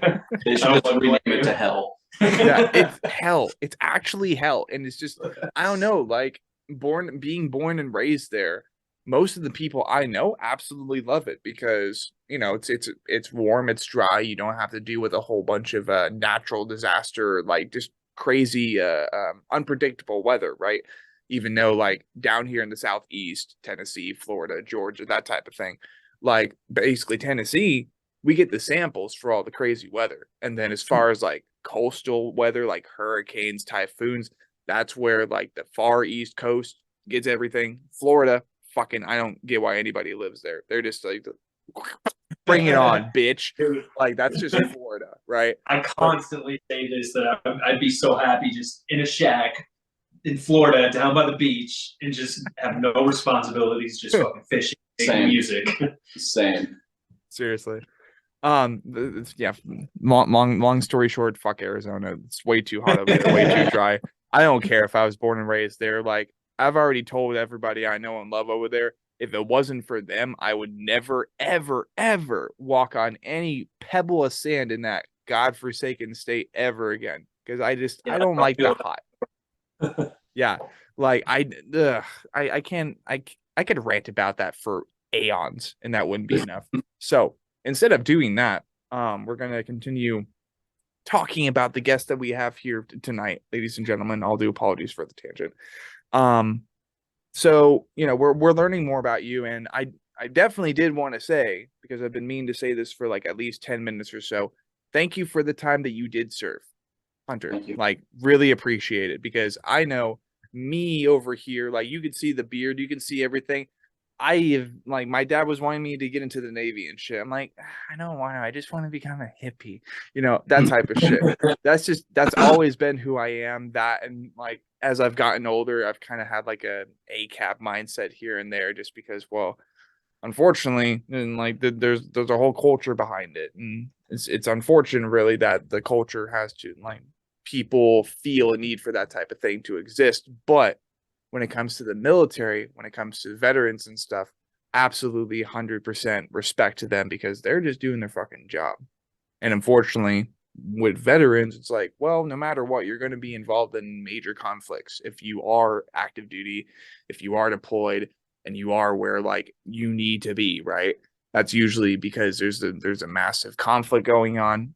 You get what I mean? I respect and appreciate all servicemen. It's important shit. Um, and you know, after you came back and stuff, you were having some issues, and you're still struggling with that. I'm glad you're here today. I'm very grateful that you've shared these details about like some of the, pardon me, context behind the Demon Defiled discography. We're learning a whole bunch about you, man. So I kind of want, like, we've gotten Jon's side of the story concerning Demon Defiled, and you've kind of talked a little bit about the beginnings too.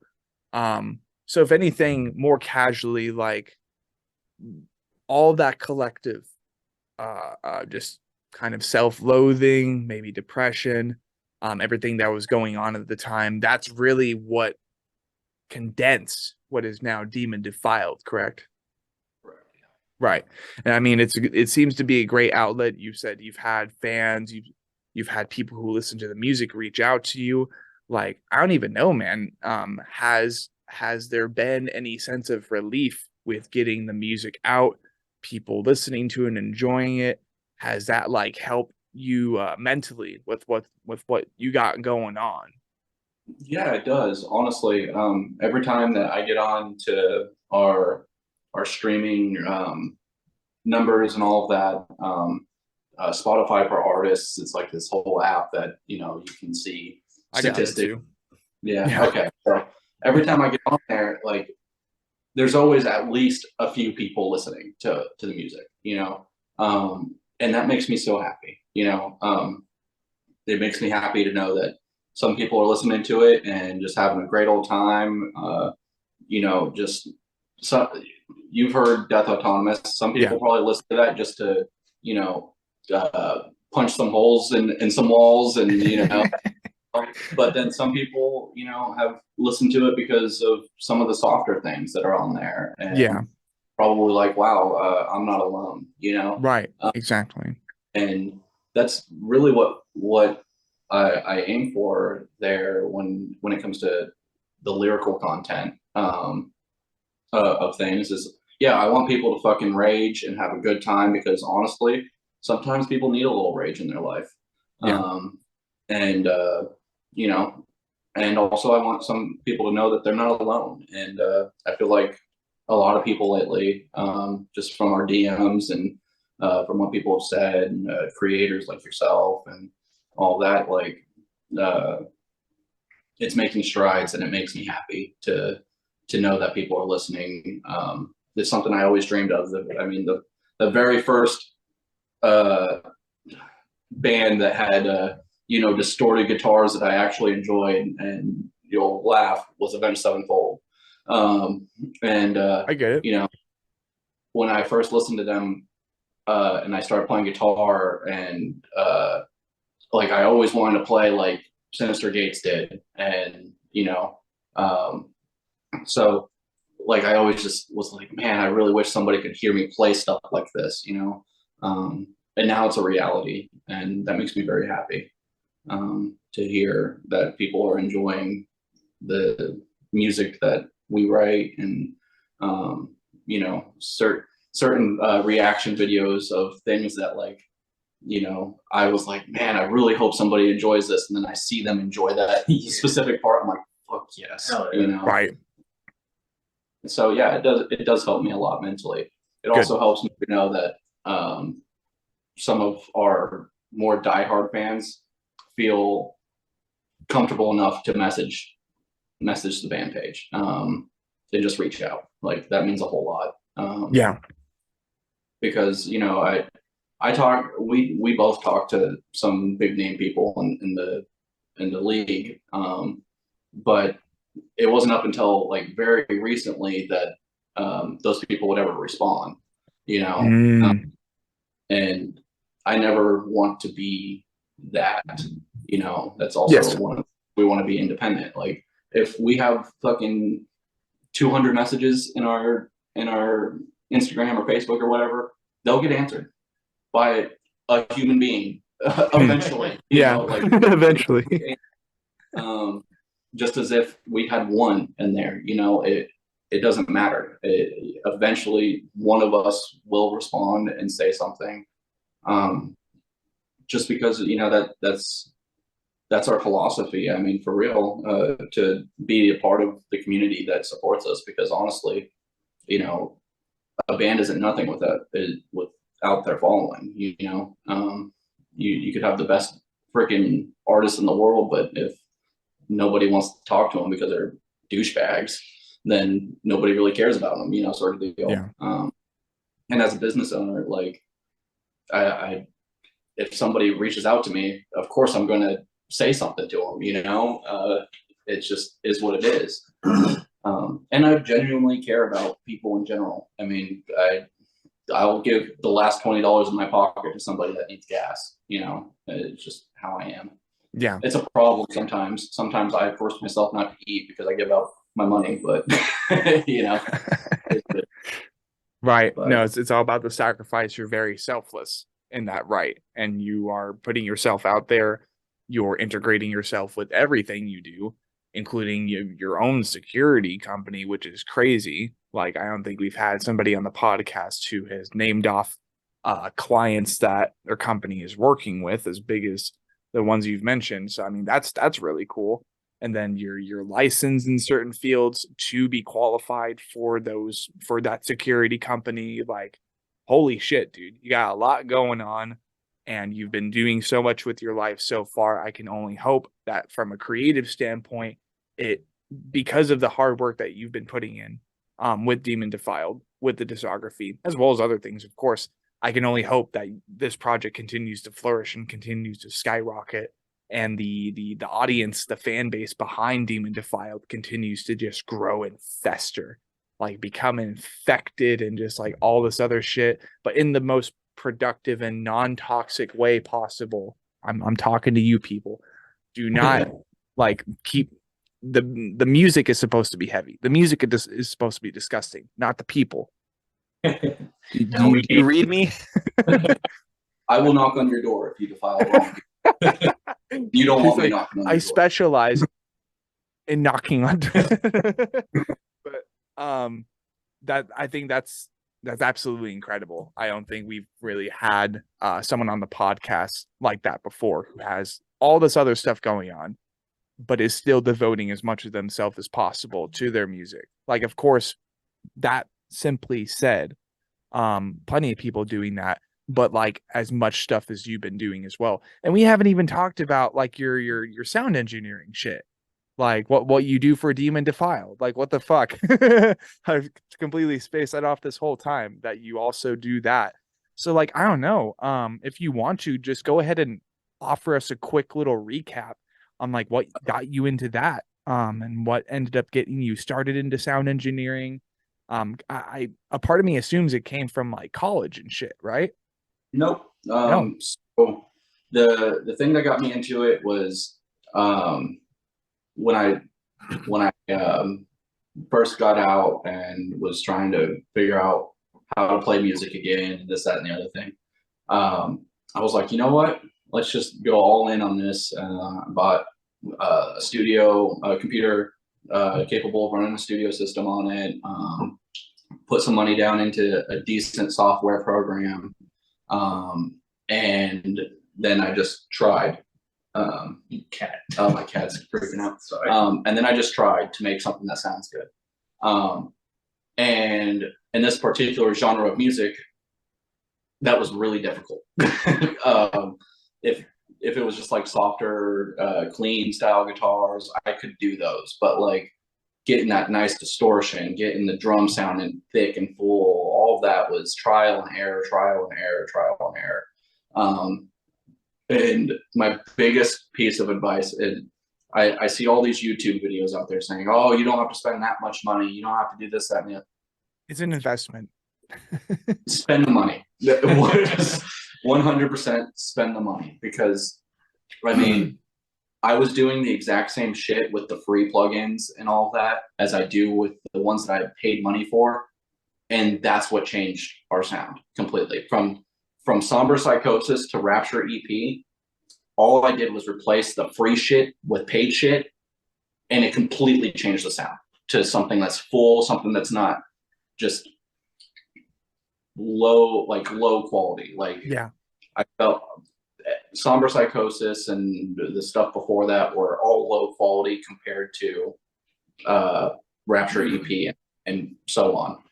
It's not that the music itself is low quality. Like, honestly, some of those songs are my favorite songs that we've ever done, but the actual production of them is awful. I'll be the first to admit it. I mean, it's fucking awful. But you know, it's a learning curve. It's trial and error, and it's doing your research. Unfortunately, you know, folks out there that do it, they don't want to offer help. They don't want to offer insight because that's their way of making money. But you know, I'm also the type that's like, if you got our same studio program, I will send you our template absolutely fucking free. You know, because it's just a template. And I rather people get their music out there and have fun doing it and this, that, and the other thing. Because at the end of the day, I'm not giving them like free plugins. I'm not paying thousands of dollars for the plugins for them, you know, or hundreds of dollars. I'm just giving them a template of what they need to get to sound, to have a similar sound, you know? Yes. You know, at the end of the day, like, if anybody has questions about it, like, I'll actually answer them from what I know. I'm not best at it. I'm not even like, I wouldn't even consider myself that good at it. Yeah. But, you know, I would say that I'm decent enough that I'm not embarrassed of putting music out under it. And so, you know, at first, yeah, it was awful. It was terrible. It was a huge learning curve because, like, being a guitarist, the first thing any guitarist does is take that bass knob, turn that bitch all the way up. Take that treble knob, turn that bitch all the way up. Take that mid, turn it about 75% up. And then take that gain and twist it around like 10 times. You know, but on a studio, that's not what you do. And it was hard to realize that, because I went into it with a guitarist mindset and not a big band picture mindset. Yeah. And everything has to coexist inside of the song itself. And finding that balance is what's important. And it took a while to learn that, because I mean, you know, that mindset of every metalhead ever growing up was, oh, just take that gain, put it to 12, you know. Like, you've heard our album, our guitars are pretty thick, and our gain knob is thick. Yeah. But I don't think our gain knob is over 3 on any of the guitars. I mean, we quad track most of our guitars, or at least double track with 2 separate guitars going, so, you know, 4.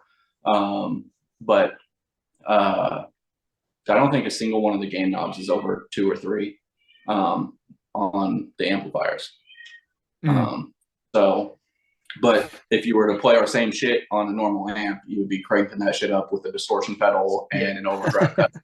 And, you know, like, it just is what it is. Just so much shit. Yeah.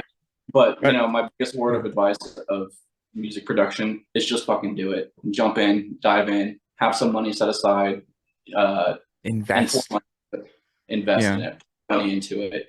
Because I I mean, let's be honest, most people were not going to be making thousands and thousands and thousands of dollars on it, but it's something that you're making thousands and thousands and thousands of dollars mentally in your head because you're happy with what you're doing. Exactly, man. So, and that's important. So if you got shit fixes, and it's because you're just using basic ass shit, then invest, man. Make that next step. Always invest. Those shitty mixes are going to keep you in a shitty mentality. Yep. Exactly, man. And like, it sounds like garbage and I hate it, and that's get past it. And then take criticism. Like what you said on your YouTube video, like criticism is great. We both fucking love criticism. Mm-hmm. But if the criticism is something that, you know, we've had people post shit and somebody's just like, this is god awful, it's trash, fuck you, this band sucks, kill yourself. And it's like, okay, well, awesome, thanks, man, but you know, that's literally doesn't, you didn't get anything that, you know, was any bit of value. If you said, man, I really don't like this because blah blah blah blah blah blah blah. Okay. Oh, okay, cool. That makes sense. Now I can look into it and go, okay, yeah, maybe I can turn up the EQ on the snare drum. You know, like, cool, sounds great. But you know, always take criticism. Like you had said something about the artwork. How it looked like AI art. It may as well. It might be. We don't fucking know. You know, we don't know. We bought it from a guy on Instagram, and you know, some people like it, some people don't. And like we appreciated, you know, you saying that in a sense, and it's like, okay, cool. If it is AI art and it's not your favorite, okay, whatever. You know? Oh well. But you know, if it isn't, you know, that's putting that second, fourth of, instead of being an asshole and being like, hey man, like it's not AI art, do your fucking research. It's like, hey, this is what, you know, like, this is where we got it, blah blah blah blah blah. Yeah, exactly. Always mentioned in the credits the artists. Yeah. So that was on me, really. I'm like, this looks like AI.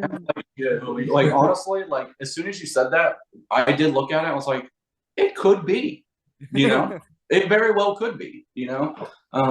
So I don't care. You know? I mean, I've actually had a couple of different artists that I've reached out to for a couple different things and had them hand draw some shit, but we just couldn't ever agree on liking it. Yeah. You know? One of my favorite artists, because that's expensive. Somber Psychosis. If you look at our album art for that was drawn by a guy named Stephen Coydle. He's a German man. And he is very, very good, and we liked using him. This Death Autonomous was not made by Stephen Coydle. I don't remember. Psychop Art. Psychop Art was who made that one, but he's a very good artist, and as you being an artist, you know, I like to give him shout outs. You know, he's very efficient, and he gives you all the rights to it. He sends you an invoice, so there's no legal problems. Yeah, no legal issues, right?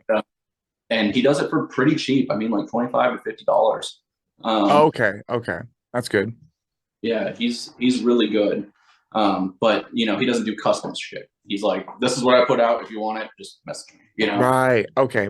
That makes a lot more sense. See, like, I try not to be like, fuck AI art, and just be like, just very aggressive about it. But like, I think my ultimate issue so far with it has been with like bigger bands like August Burns Red. That's a really good example. Their new album cover for Death Below is absolutely AI art. And my only issue is that, you know, they're smacking this on merch and selling it. And I mean, for me, it's like, if you're that big of a band, I mean, I get it. The culture is trying to experiment with that type of thing, right? And they're like, okay, it's more affordable. Absolutely. I get that. I completely do. It's just like with a bigger band like that, it's like, why are you just encouraging people to never like commission with other like physical people organic artist. That was kind of how my brain interpreted it, because I've been drawing since I was 2. Yeah. And I'm like slowly getting into graphic art design. So I saw the album cover for Death Below. I'm like, oh great, now the bigger bands are doing it, and now other bands are going to be encouraged. No, we don't even fucking need artists anymore. Like that, like immediately just panic, right? For me as an artist, I'm like, ugh. And like, other than that, it's like, well, it's more affordable. And like you just said, sometimes there are complications with artists, and they're like, can't meet a deadline by this time. And, sometimes they get details wrong. And you're like, well, I would really like this to be redone. And they're like, well, can't do that in a day. Sorry, pal. Got other things to do. Like, I get that completely. So, disclaimer for everybody who listens and, watches my channel, like, please don't interpret this as like me being a dick about AI art. But when people like are selling it for hundreds of dollars, even though they're not actually making it, that shit pisses me off, because I've seen people do that before. Yeah, it's like I completely understand. It's like, have you seen that guy on YouTube that has AI gent music or gent music? Oh, Nick Nocturnal? Oh no. There's this guy. He's just some programmer, and he programmed his studio software to just write gent music and constantly. I mean, if you YouTube AI gent music, he'll pop up, and I guarantee you he's got like 10 live streams going on right now of it. And it's the most badass gent music I've ever heard in my life. It sounds fucking awesome, but not a single bit of it is real. Right. Like human made. Yeah, none of it is human made. Now the program, he's the guy who made the program. That's cool as shit. That's impressive as well. Yeah. But I get what you mean. That it's music. If somebody started like doing that like full time, what's next? They're gonna start doing AI vocals, and now you don't even need a band. You're gonna get an AI to make songs, and then people are just gonna be making AI songs and releasing them on Spotify. And and because it's cheaper, man, like it's more affordable. Like, absolutely, that's absolutely my only issue with it, and that's been my only issue ever with it, is people are now like cutting corners financially. It's like, no shit, you're gonna be spending money and you're gonna be investing into an artist. That's what art is. If you want to cut the corner, you might as well, at least to me, you might as well not even make the art. I get it. Like when you're first starting out as an underground band, if you need art and you're wanting to do something decent, you're wanting to do something that's connecting with people, people are like, oh, this actually looks pretty cool, even though it's not made by a person. Whoa. Like, I completely get it. Utilize AI art temporarily.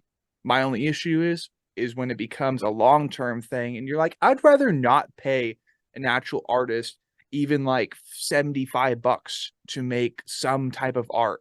No, I'm just going to skip that and just have a robot do it. Like, what the fuck?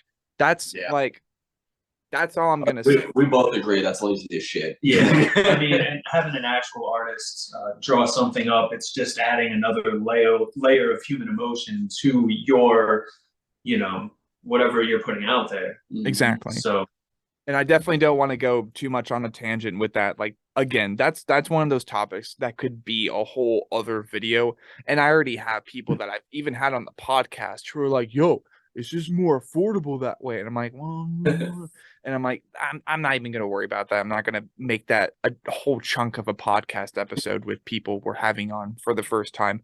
But I'm glad we agree. That's cool. So that being said, Hunter, we've been learning a whole bunch about you. We've been learning about a great collection of efforts, a whole bunch of different shit that you do, including sound engineering. You know how to play guitar. You know how to do vocals. You've been in the military. You came out of the military. That's why you're doing the music. You do security camera company thing, which, I completely understand why the name of the company hasn't been mentioned yet, because like that's pretty fucking huge. Like a whole bunch of different stuff going on. So as we're getting what is now the first half of the whole podcast session wrapped up, just like we did with Jon earlier, go ahead and just give us 5 different characters that you feel are vital to what you do in Demon Defiled, whether an artist, specific albums, general genres, or people who have like supported you on that level? Just like, you're the reason that Demon Defiled exists, you know, Brofist or whatever. All that type of stuff. Just name off 5 different characters, and that'll be it for the people part of the podcast.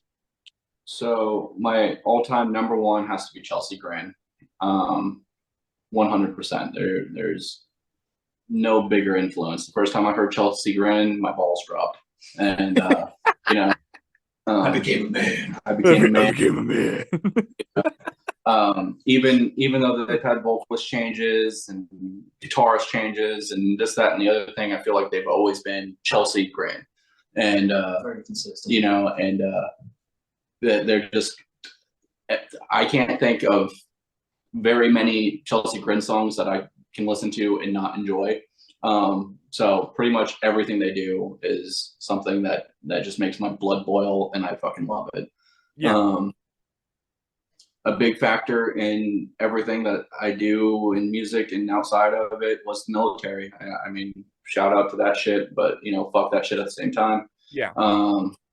You know, third thing is you gotta just be friends. All my friends are really supportive for the most part. You know, I can shoot shit to some of my homies from the military and be like, yo, do you like this? And before we release it, and they'll be like, yo, this shit rips, or they'll be like, not my favorite, and then we'll change shit up. So I really appreciate that. Those are very useful people in my life.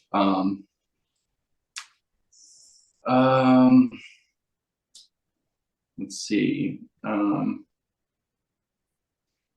4.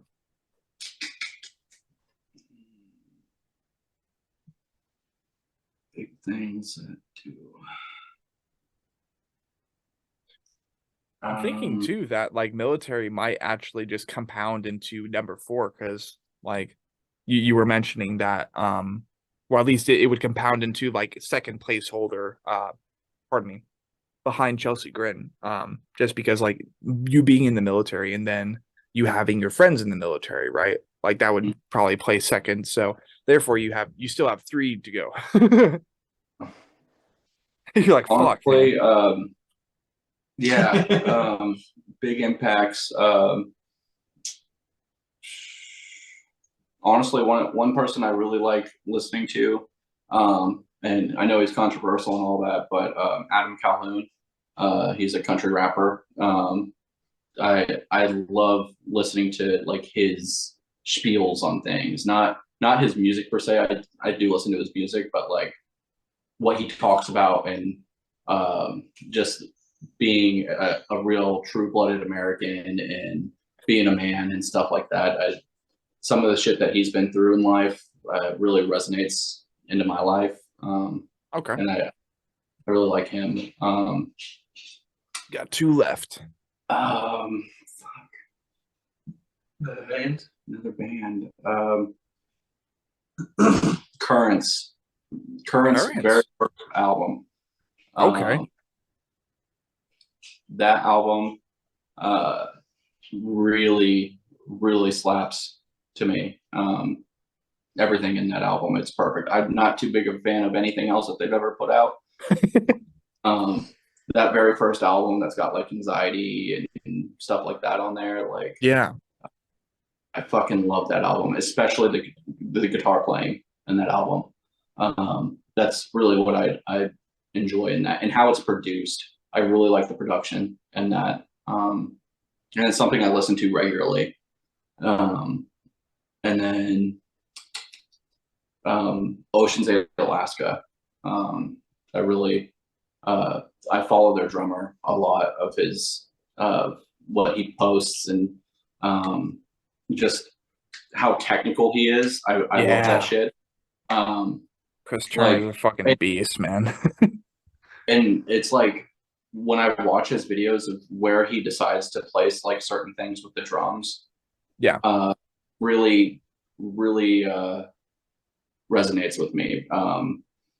As somebody who creates music, you know, like when I'm writing guitar riffs and stuff, like a real drummer probably wouldn't, that we would find out here, wouldn't put a kick drum in a certain place over a note.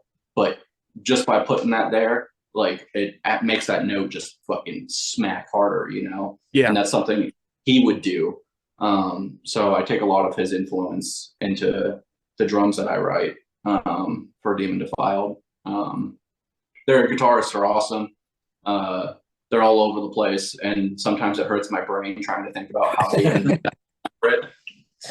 Yeah, but like overall, I remember the first time I listened to Blood Brothers, and I just heard Jason Brothers, and then I instantly, like, I never even heard that song before. I looked over at my homie and punched him in the mouth.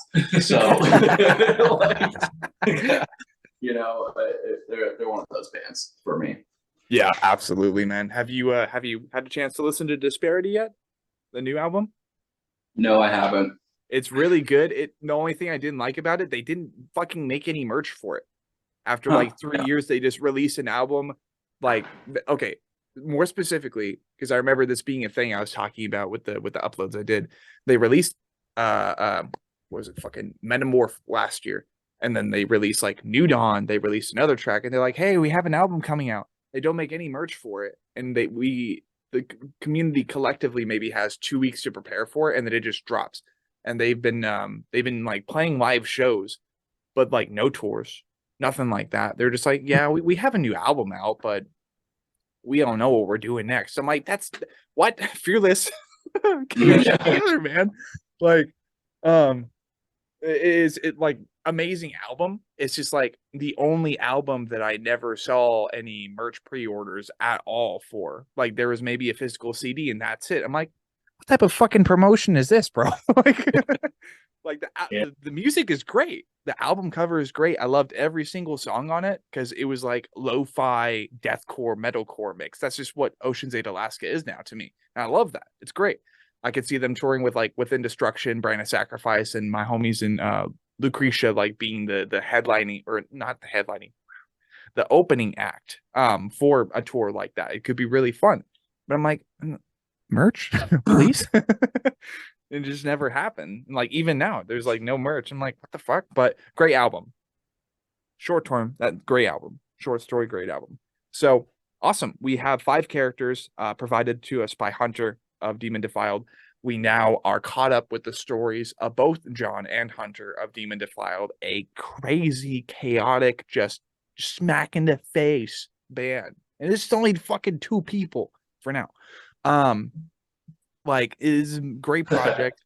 I've loved what you guys have released so far, and I have yet to go back before Death Autonomous, which is their newest record.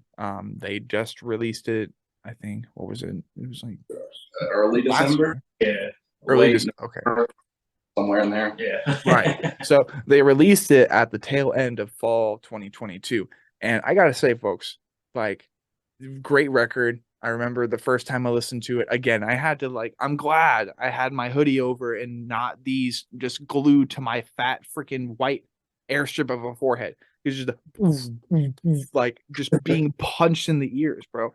But as we're kind of like descending into the second half, and just learning more about the band, I wanted to ask then, where did the band name come from? Like, how is that agreed upon? Is there any context behind that? What's the story behind it? Well, it was a name I came up with a while before I met Jon. And it has to deal with my military service. You know, can't talk a lot about what I did, but you know, if we were showing up, it was, you better, you know, it was better to have possess you. If we were there, it, you know, we were what the bad guys would consider demons. But I was fucked over. I got hurt. I came back with issues. I came back with physical pains, this, that, and the other thing. And, you know, I was defiled by this government and defiled by the people. I mean, you know, I know you said thank you for my service, but you would be surprised how many people will look at me and say, fuck you, you're a baby killer, you're a piece of shit, hope you kill yourself, you know? You know, At the end of the day, I really did join the military because I felt like I was doing a better service for the country. It wasn't for the paycheck. Right. Because they don't fucking pay you. But you know, the name comes from, you know, the type of people that I ran with in the military, and you know, me just being broken coming out of it. You know, I was a demon that just fucking is broken. You know, and those were the two words that really combined to describe what I was trying to say. Yeah. And I mean, above all else, I mean, the bands that we've had before on the podcast, right? Even legends like Awaken Providence, not to like humble them and just like shatter that so quickly. But you know, like they got their name off of just a major city. They're like Awaken Providence. That sounds pretty cool. Providence? Is that a major city? Yeah. Yeah. Okay, cool. Let's go with it. And that's how they got their name. Or Nithful, which is just another term for evil or dark. So it's just like, yeah, that sounds cool. Not many people say Nithful, you know, like that type of shit. It's interesting sometimes, like how such bigger bands in the scene, with such a reputation behind them, simply said, more of a casual meaning, more of a casual story behind the band's name. And then you got your project, which is literally, well, people have called me, people have perceived me as being a monster, people have seen me as a demon. And unfortunately, because of my service as a demon to the armies of hell, whatever you want to call them, like I was kind of, you know, I was defiled. And then I came back and shit hasn't been the same since. It will never be the same, but I'm doing my best to live with what's happened. And that's important. That's really important. And it further enforces that keep moving forward aspect that we discussed earlier, that just stay focused, stay in the present, that, you know, we were discussing earlier. So that's really cool. And I don't know, like, I usually ask this question then as a follow-up to the more, oh, we just thought it was cool answer, which like has happened plenty of times before. So I'm not shitting on any of those bands before, but it is pretty cool when you have a meaning on this level behind the name. So as a follow-up question, I would say, obviously, the name itself comes from you returning from your efforts, returning from your service, and just having to live with that. Since you've had the opportunity to release the music that you have, has there been any change in the name? Has there been any, like, I don't know, is there trying to say this right without sounding like a moron, what has changed about the meaning of the name for you, or has there been any change, I guess? For me, no, not really. I think the only time I really considered, and this was like right when John first joined the band, considered changing the name, was because too many folks were taking it at surface level of what it is. And you know, I don't want to perceive myself as like a godless person. Yes. You know, and I feel like a lot of people did change that, or did take it in that blunt meaning. One of which I know for a fact was this guy that I was trying out to be in the band as a drummer, and he was like, you know, I really like the music and all that, but I just can't get behind the name because, like, he was a super Christian kid, and you know, and he was like, I don't think I want to promote the devil, and I was like, well, that's not what the name is, you know, that's not what it's about, you know. Right. But that it was eye opening to me in a sense. But at the same time, going back to I want to do music for me first, you know. I decided overall, I was like, I don't want to change this name, you know. Yeah. It has a much deeper meaning, and if people can't get past the surface level, then those aren't the people I'm trying to reach. Exactly. So And that's what's important. Like sometimes it is like, for example, a financial blow if you do manage to be able to monetize what you're doing and push it out there. Like there's always the potential that those folks that are misinterpreting it are, you know, it's a lost customer. It's like, no, this is art. And not only is it art, but I got some shit to talk about, and it's shit that affects me to this day. So if you're misinterpreting like the main branding behind that, that's on you. It's not that I don't care. It's just that, well, you're not understanding what's going on here. It's like going into McDonald's and thinking that you can get a fucking crunch wrap. You know what I mean? It's that type of thing. It's just, that's not what you're here for. That's not what it's supposed to be. That's not what we serve here at McDonald's. We got Big Macs, okay? So like it's the same thing, and very, very important that you understand that when you're getting into music and like trying to make it make a living off of it, is that sometimes things like that will happen, and sometimes the customer just doesn't understand the product, and therefore you have a lost customer. But oh freaking well, because it's not about money at the end of the day. It's nice, but that's not what it is. It's art, it's expression. Yep. So therefore, John, I would want to ask you, knowing and being associated with this project, contributing to it creatively like you have, Hunter has his interpretation, like the band's actual meaning. But after like all this time, has there been kind of your own interpretation of what like Demon Defiled is, or like what it means to you? Honestly, when I first met him, I did take it at face value, but that was before I knew him. Right. And getting to know him and becoming friends with him and learning about his whole life, and knowing that it resonated with mine in certain parts. I can equally say, I was also a demon, not in the door kicking down, helping the people of America style, but as a piece of shit, who didn't give a fuck about anybody else but myself. And that also, fucked me over in the long run for a lot of reasons. And it helps me be a better person, blah, blah, blah. Yeah. So, I can say I'm on the same page as him as for, the Demon Defiled meaning. And that's also what kind of bled into the project title that I have for my solo project, Dead Vein. Right. Because, I have also whatever mental issues going on, as I'm sure a lot of fucking people do. Yes. And Dead Vein is basically just like a reflection of there's nothing flowing through me, Right. So like the influence that Demon Defiled had on me for that was very impactful. Fantastic. That's really cool. And like kind of reflecting on what you've told us, I kind of put the puzzle pieces together. Wow. And like basically your Demon Defiled part of the story was just like this more primitive, more like kind of selfish version of yourself in the past.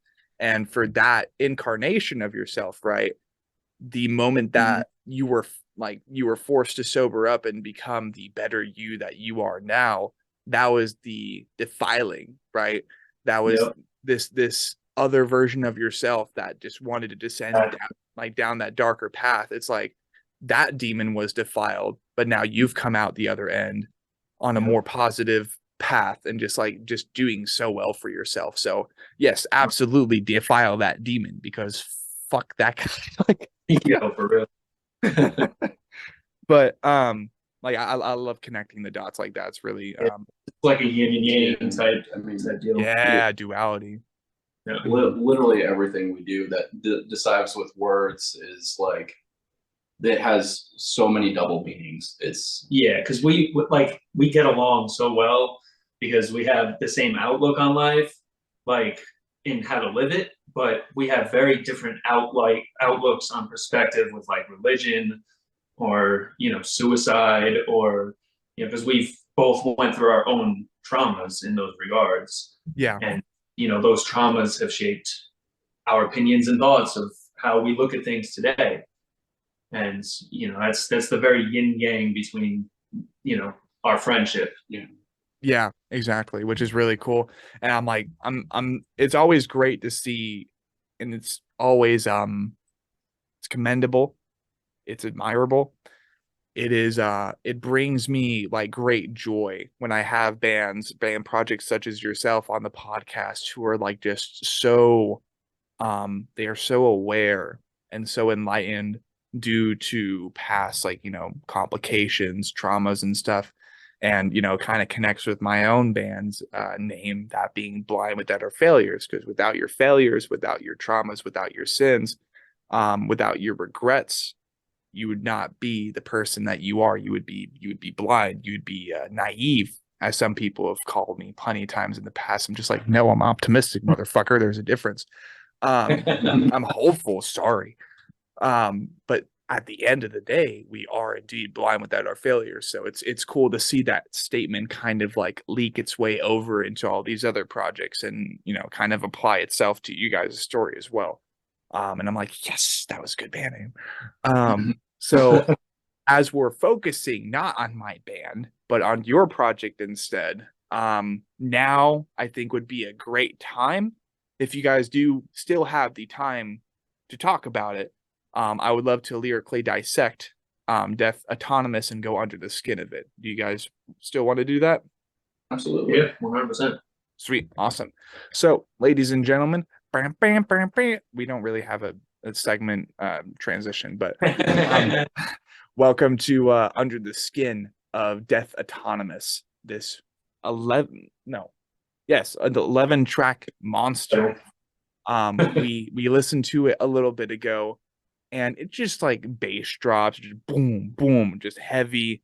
And not only that, but the lyrical content seems to be pretty heavy as well. It seems to be pretty authentic.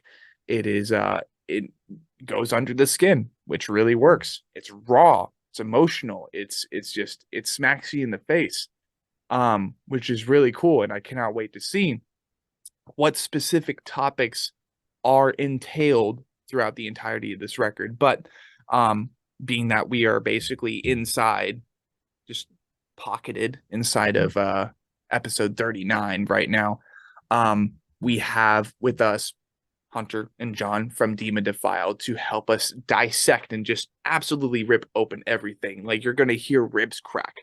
You're going to hear like blood squirting every now and then, but like in the most productive way possible. No cruelty, to any living thing. It's more like the album was hurt in the making of this video. Absolutely guaranteed, but it needs to happen. This is a lobotomy. So that being said, gentlemen, what would you say is a good back of the book summary for Death Autonomous?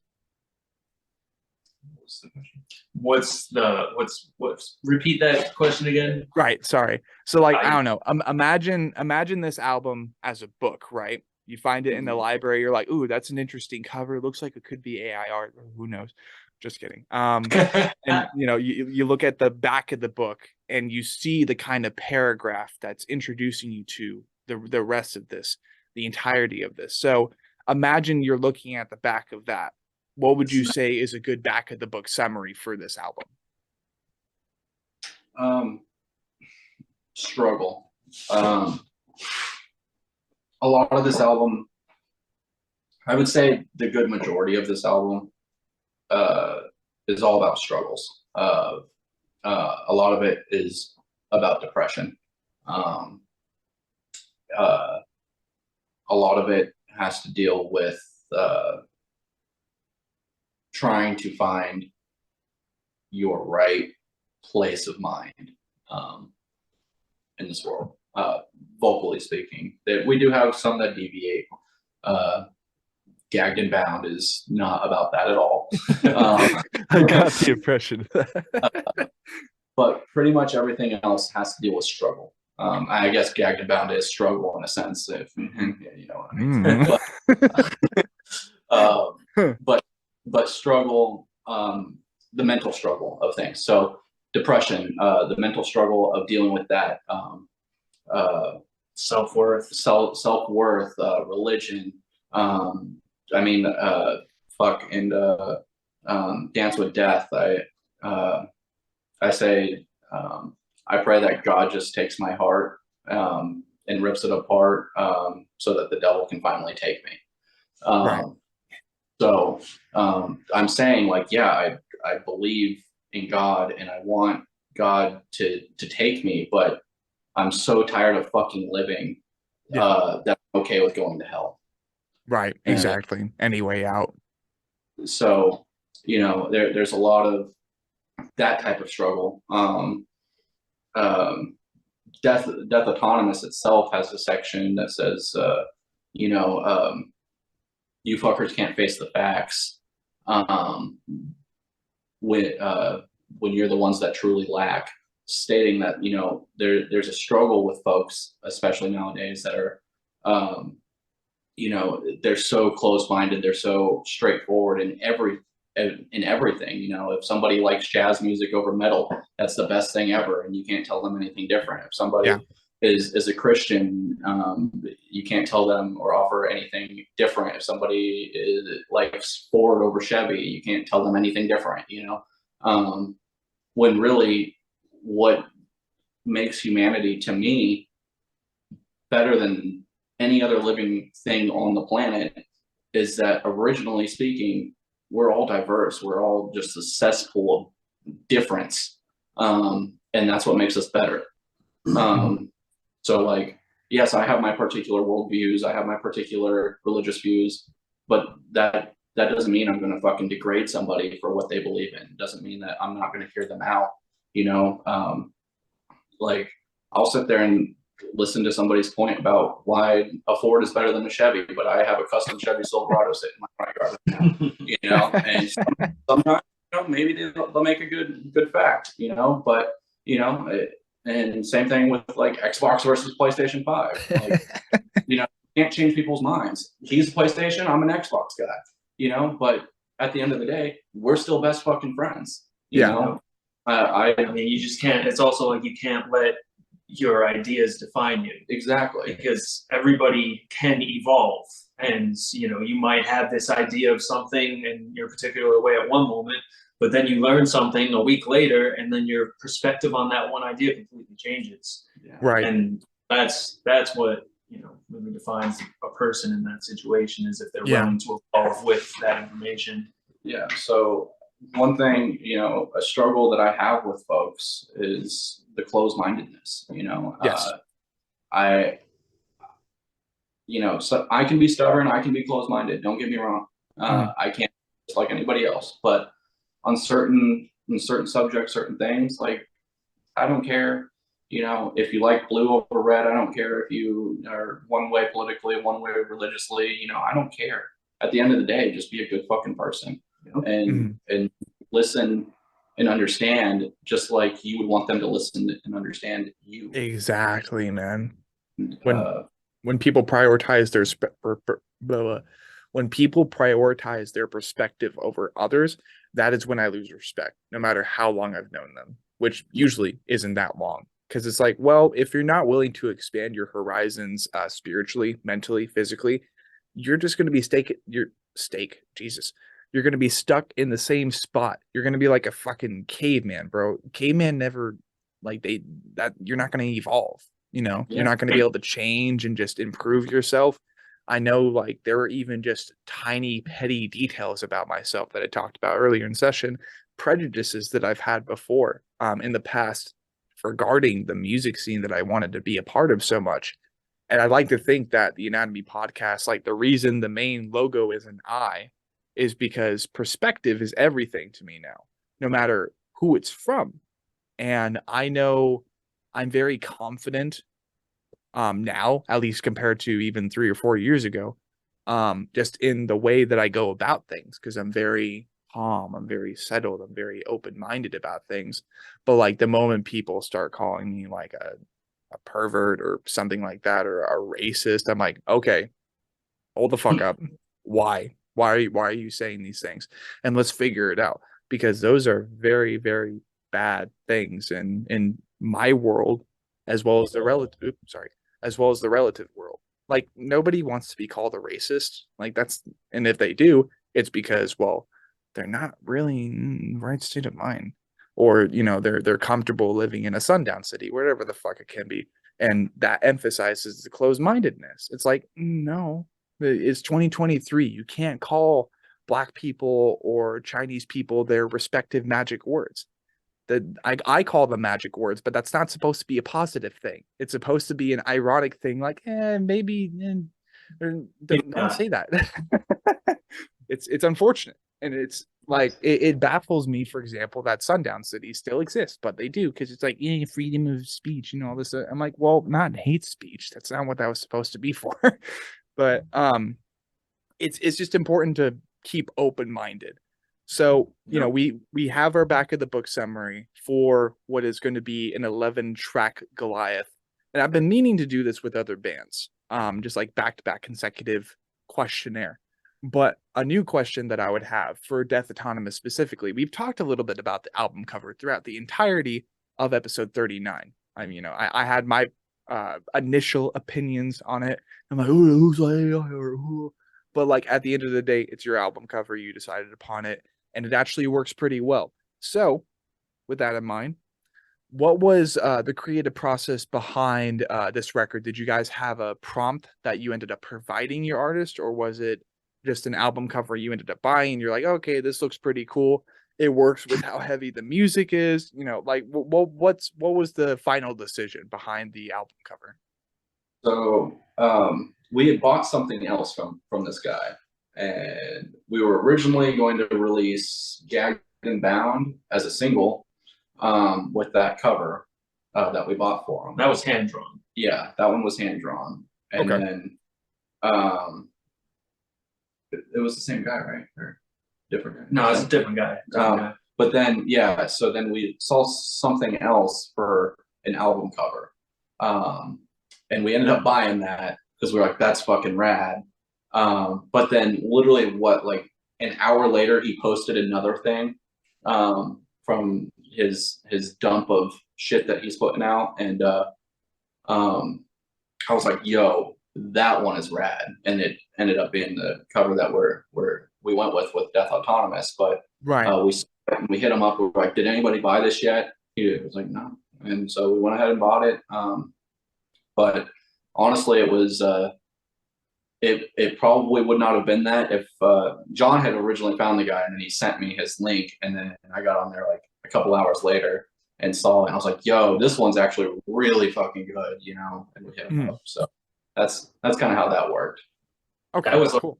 That was before we even knew that we were doing the Death Autonomous album to begin with. So Death was actually the last song written on the album. It was written probably about a week before the album dropped. Okay. Yep. Yeah. Yeah. It was. We had slowly been gathering songs up for like about a year. Yeah. And we were planning on doing a single with this one and a single with that one. Yeah.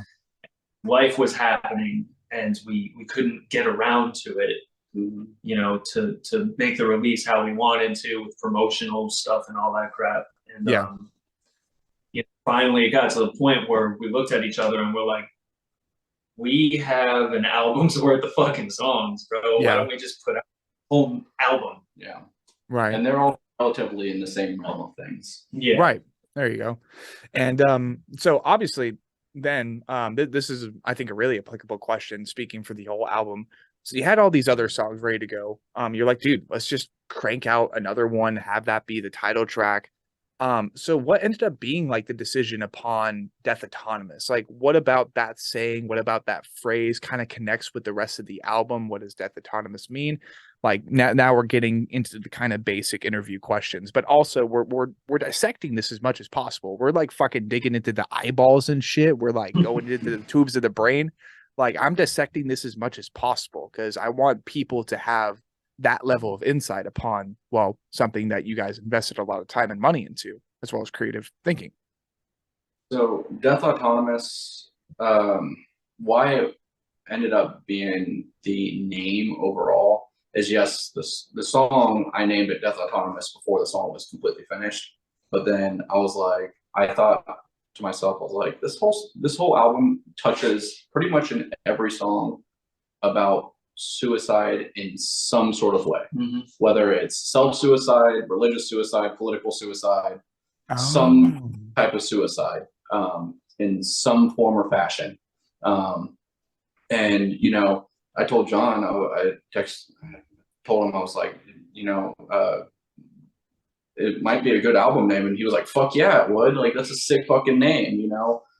Because Death Autonomous is literally just another way of saying suicide, right? And it literally just cradles the rest of the album. Yeah. Like, so yeah, fair enough.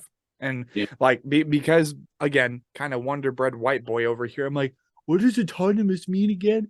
And it actually works really well, because having the freedom to govern itself or control its own affairs, that being death autonomous, that would be death to one, you know, of one's own accord. So yeah, now I completely understand. I love that. And obviously, when it came to actually purchasing the album and having that be the album cover, like, I don't know, was it like the intensity in the album artwork itself? Like, what about this album cover for you guys kind of applies to what Death Autonomous is? Because it doesn't exactly like scream suicide when you first look at it. It's more like, oh, this is a pretty cool deathcore album cover. Or at least that's just my opinion. But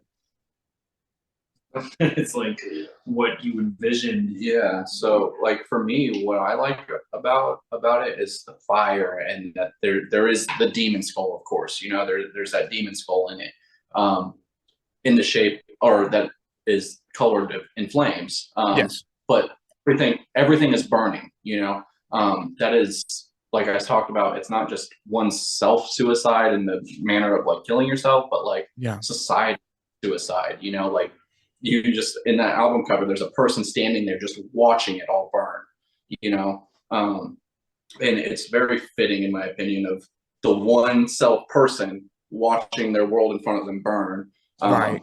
You know, it's dying, and they're autonomous by themselves, just watching everything unfold. That's what it says to me.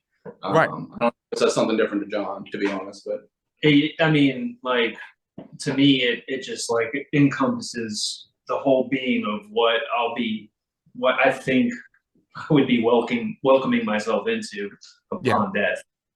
You know, that's that landscape right there. Exactly. And like, kind of with that context in mind that you just provided, it does indeed, I think, work really well with Demon Defiled, because it's like on the album cover, even to a relative surface level sense, with the corrective, you know, input that Hunter and Jon have both provided us. It's like we have a demon skull and it's on fire, and it's like a whole fucking sky, you know. But at the end of the day, it is a demon being defiled, being set ablaze. So I mean, I think that connects really well with the band name as well. And obviously we've been talking a little bit about what the title track means, and that is Death Autonomous. It's kind of encompassing all of these other various metaphorical suicides, as well as like literal and more direct suicides, that being songs like Dance with Death. So I guess, is there any other commentary that you boys would want to provide as far as the title track itself?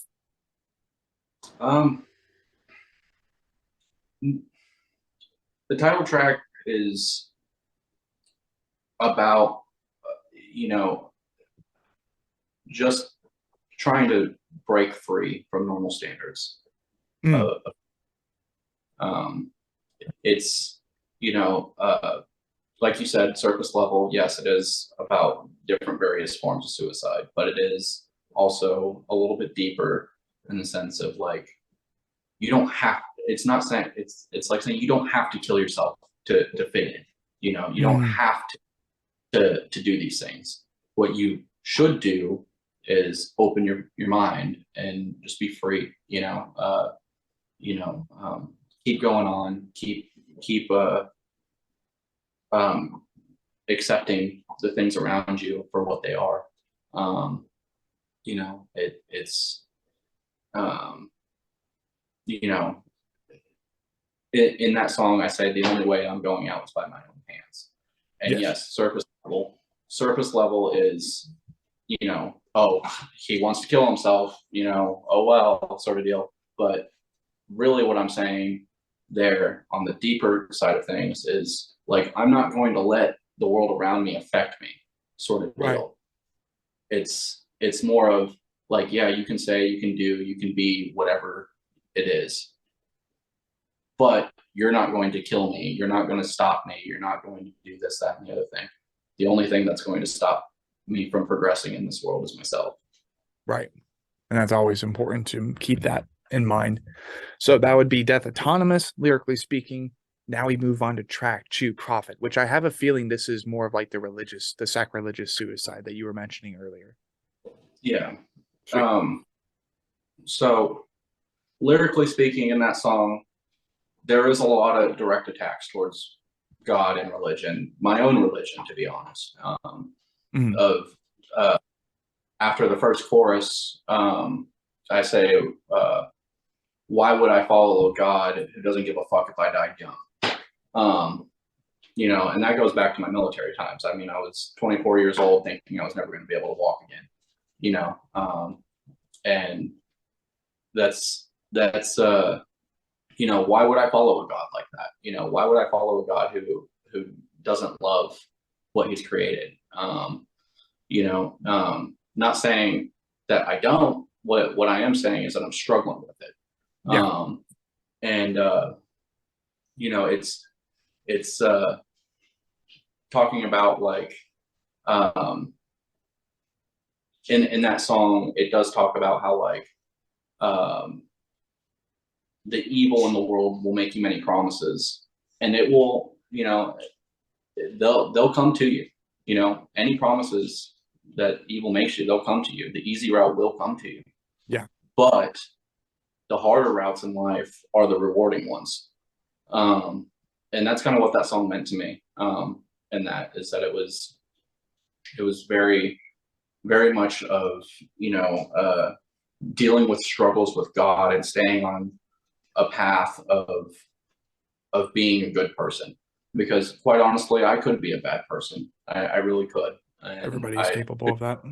I could do it very well. That's the thing with my skills and my sets in life and what I've been handed.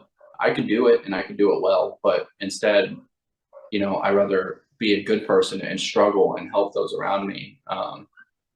That song does kind of also bash the general population of the Christian community of that I'm a part of. You know, it does bash their closed-mindedness. You know, it hurts me when I see people that are like, oh, I'm a Christian, so I'm not going to talk to somebody that's Islamic, or I'm not going to talk to somebody that's Jewish, or you know, I'm going to bash people that are pagan. Like, that's not the way to go. It's not cool in my opinion, and that's not how I am. And honestly, as a person who considers himself a Christian individual, like I will show people the respect that I would want to be shown in the eyes of who I call God. And you know, it says love your neighbor as yourself. It doesn't say forced conversion anywhere in the Bible. It does say, it says, you know, talk about it, and if they don't want anything to do with it, don't waste your time. Yeah, and exactly. That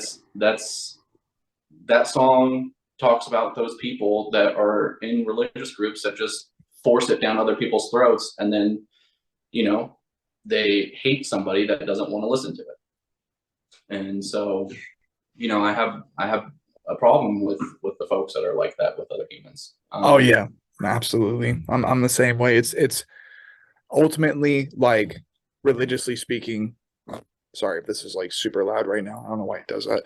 Just like automatically increases gain on sound. Just so annoying. When it comes to like religious beliefs and stuff, like since my own childhood and stuff, and I've talked about this on the podcast before, so I'm not going to invest too much time into it.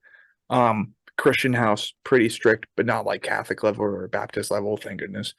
And like, I don't even know just what you're talking about, what the song is talking about.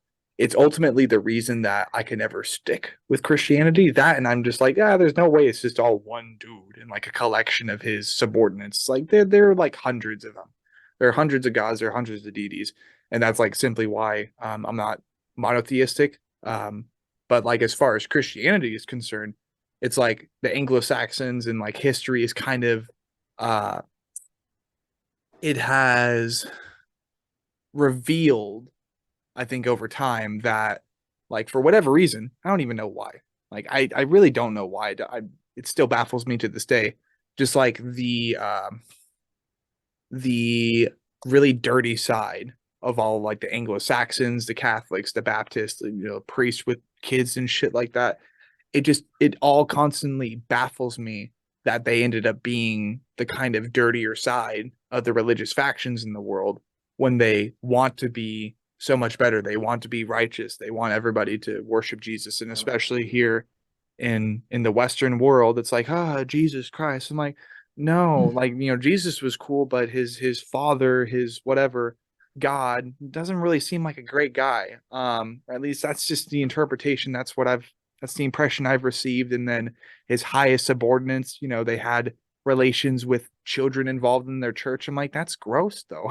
Like, why the fuck do you guys support this? And then, when it's mentioned, it's a blind eye is turned. It's like, no, I don't want to be a part of that. I don't want to have that conversation with people. It sucks. It's not a great conversation.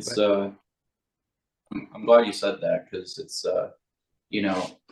I struggle with that a lot, but at the end of the day, what I have to tell myself are people. Yeah, exactly. And I also am a big fan of science. I'm the NASA out of the two of us. Yeah, right. I like to look into things and this, that, and the other thing. And I like how you said about not being monotheistic. And one of the things about me being a Christian individual is I don't believe in monotheism. I really don't. And that's frowned upon a lot in the church. But like you said, it's hard to think that one deity made everything. But then, you also dissect the Bible, because that's what a lot of Christian people like to do. They like to throw Bible verses at you. Yeah. But if you then come back and say, in the Bible, it specifically does say that God is the only God that you shall worship, implying that there are other gods. Yeah. So even right then there in the Bible, it says that there's other gods. So, the closed-mindedness of the Christian belief system in general really does get to me. And I talk about it a lot because really, it's something that needs to be addressed. Addressed and changed in a sense, because it is manipulative. It is to get power. It is to control the hearts and minds of individuals a lot of the time. Yeah. But you got Christian folks like me who, like, yes, I believe in God, great, but at the same time, I also have read the Bible, and I also can say, I don't think that there's going to be a skeleton dragon that breaks out of the Earth's surface and eats everybody. But I also believe that there is other gods. I mean, if you look into Norse paganism, there's a section in some of their books where Odin actually has a conversation with the Christian God. And yes, if you look into Egyptian paganism, there's a section where the Egyptian gods had conversations with the Christian God. That's nuts. I didn't know about that. So there's a lot of different outlets of different religions that have conversations with the other gods and connected. And not a lot of people will do their own research. Not a lot of people will look into another religion because they were born and raised, hey, you will believe this, whether it's Christianity, Judaism, Islam, paganism, whatever. Yeah. And they won't look into the other ones. So when you start looking into the other ones, you go, wait, shit's doing this. Yeah.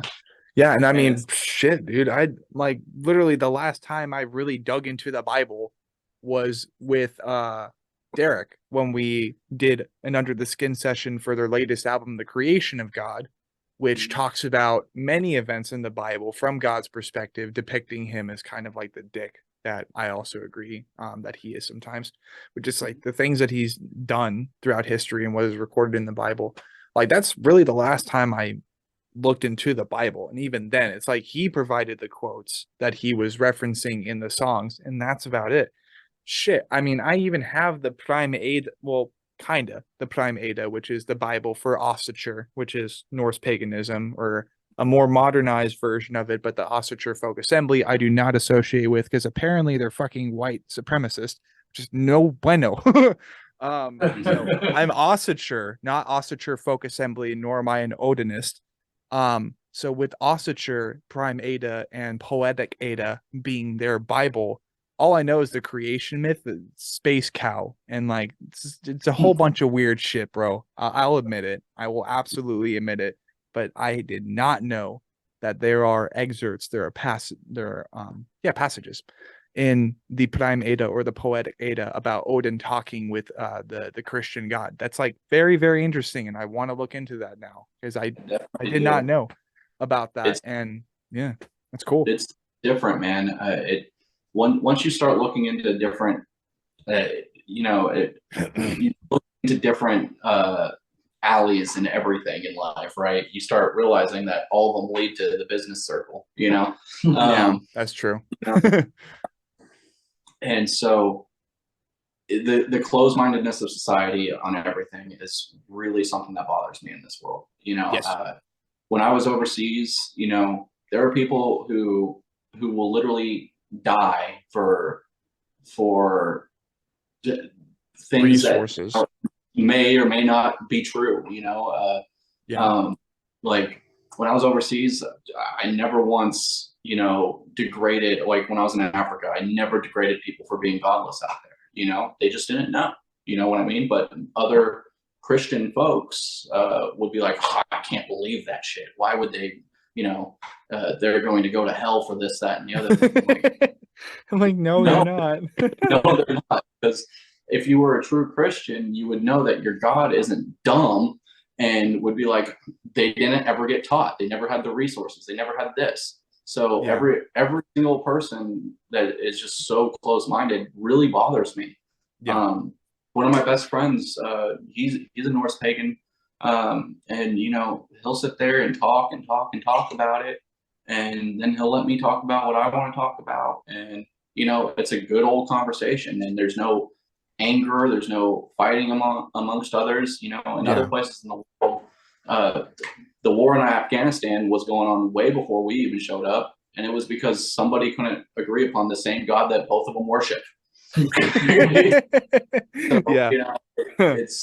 It's one of those things that, like, if you just take a step back and really, go, okay, I understand what you're saying, and then you can choose to accept it or not. If you don't accept it, okay, great, end the conversation. You don't have to kill the person. You don't have to kill them. You just build it on fire. I understand that's how you feel. Good conversation. Let's go on, sort of deal. Put the gun away, please. Please. It's since the dawn of time, even before Christianity, before Islam, before Judaism, all that, people were fighting each other over religion, and that's just human nature. Yeah. And a lot of people need to take a step back and realize that humanity is still, to this day, we have evolved, but at our core, we are still just primal beings. We really are. And everything that controls our body is all primal. Fight or flight, people are like, oh, it's my fight or flight sense, but what they're not realizing is that that's their primal sense of, were you a protector when you were a caveman, or were you somebody that needed to run away for the better of the population? You talked about like liking to wake up early in the morning. There are people like me who prefer to be awake at night, and that's because our primal needs, there had to be somebody awake at night so a saber-tooth didn't come and fucking eat everybody. Whereas there were people during the daytime who go out, forage and hunt and do that stuff. They were I'm gonna go get berries. Everything that we do as humans is primal. Just on a different scale. Now we got technology, so we're like, oh, we're advanced. We're not advanced. now I'm just a caveman for a joke. Just ooga. Yeah. Now we have a switch for our fire. Awesome. Yeah. Fire.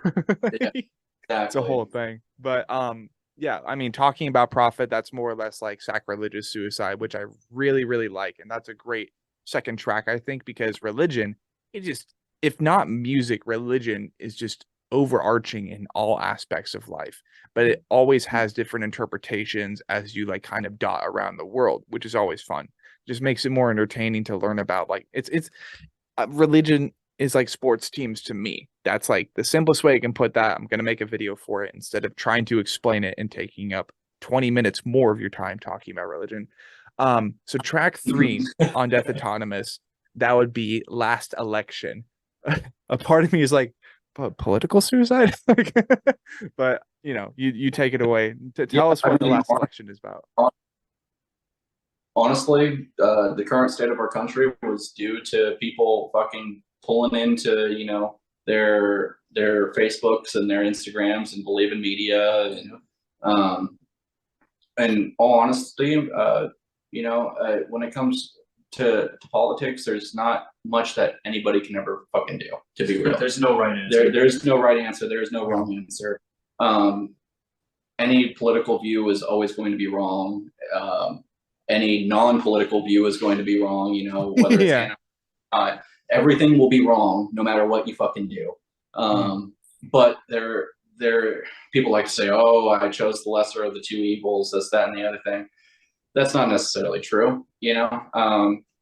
If everybody really has that mindset, because you ask anybody from like this last election, they'll say, oh, I voted for Trump because he was the lesser of two evils. Oh, I voted for Biden because he was the lesser of two evils.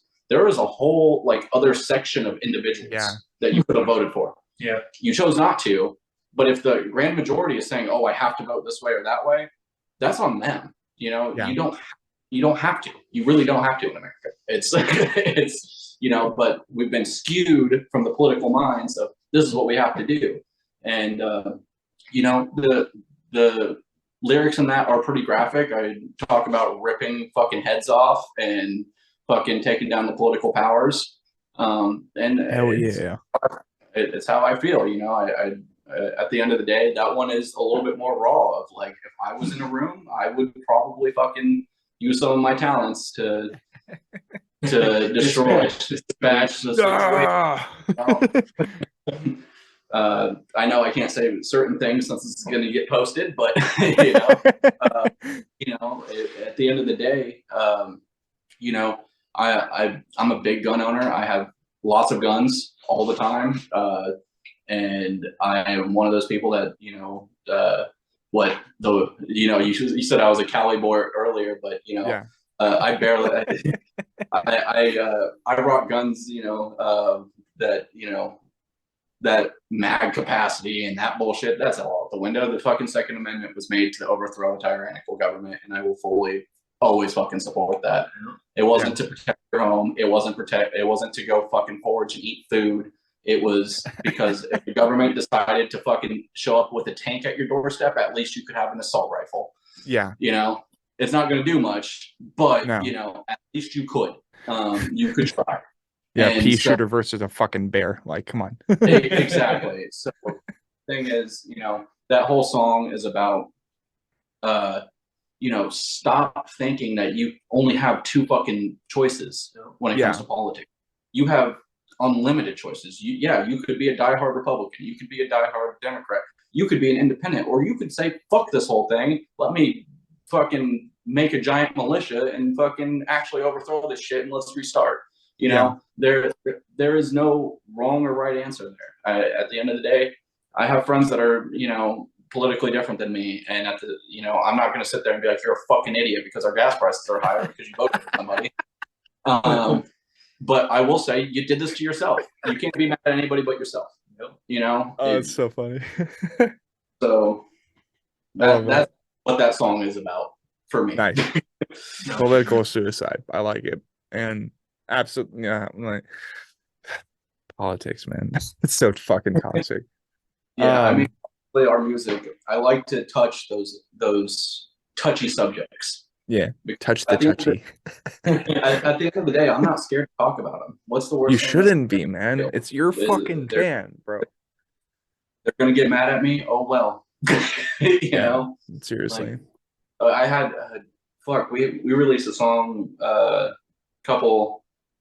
more than a couple months ago, but somebody said some shit about it, and I was like, I messaged them personally, and I just left them an address of my house. I was like, you want to come talk about it? Let's come talk about it. It's like you do that after they issue a death threat. You're just like, fucking come here, bet. Like, yeah, like honestly, you got two options. You come into my house and you have a conversation. You come in guns blazing. Either way, I'm gonna say, Siri, play Fortunate Son, and we're gonna have a fun time. my man, I like it.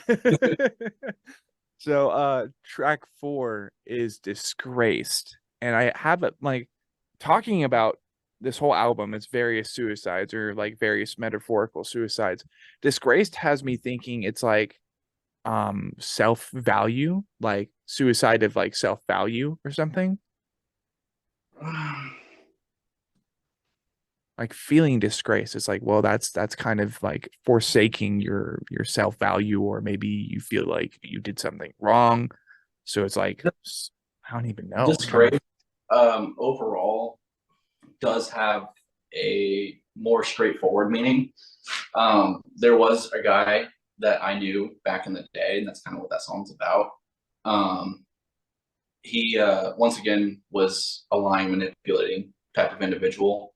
And he fucked over quite a few people that I was in the military with, and got some people discharged over something that they shouldn't have gotten discharged for. You know, he was a snitch. Let's just say that. Of something he should have kept his fucking mouth shut about.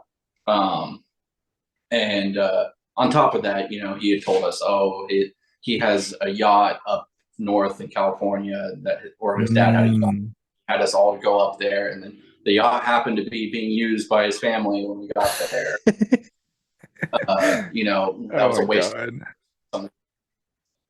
Then another thing, he faked having seizures for months on end, and this, that, and the other thing. Oh, really, like, I say something about somebody being a fat fuck, and you know, it really goes back to him, because like he was a fit dude. He was pretty fit, and then within 6 months,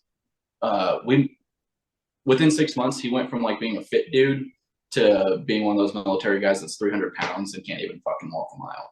So, you know, I was directly attacking him. I wasn't necessarily like body shaming him in a sense, but it sounded good where it was at. Yeah. No. But, disclaimer. Disclaimer. I wasn't being an asshole to fat people, but you know, I was being an asshole to an asshole. And you know, it is more of a straightforward song. Like the opening line is "Motherfucker, you're done," because you know, I did confront him. I did some things to that man that I will not say on podcast, but you know, it is more of a straightforward song. But yes, it is talking about what a fucking disgrace that person was. Sweet. Yeah. Self-disgrace on that someone else's behalf. Yes. Sweet. That's that. Yeah, straightforward. I like it. So we've been talking about Dance with Death a couple times now throughout the entirety of the session. You said this was a suicide note. So what other what other commentary did you have regarding the song, man? Because I know this is like a touchy point. That one was actually written probably about a little bit more than a year ago. So I wrote that one last December, lyrically, and you did the synths in it, but I did all the music for that one too. There, besides the synth work, it was a more personal. Yeah, it was a very personal song for Hunter. Right. And at the time of writing that, you know, I was mentally not okay. And like, there was a lot of imagery that, like, you know, if you were to just read the lyrics, you'd be like, oh, he's just trying to fit that lyric in where he wants to fit that lyric in. Like, I said, you know, you'll find my corpse hanging from the balcony. Like, but what people don't realize is at the time, I was in my parents' home at that moment in my life, and right outside my door was a balcony that was perfect height for me to hang myself off.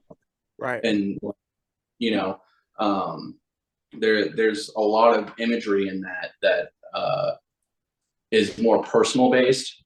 Listening to it on the surface level, that's one of those songs that's like, you know, if you listen to it on a surface level, you're just like, it's just a suicide song. But really, I'm talking directly about the things that were right there around me. I mean, pills.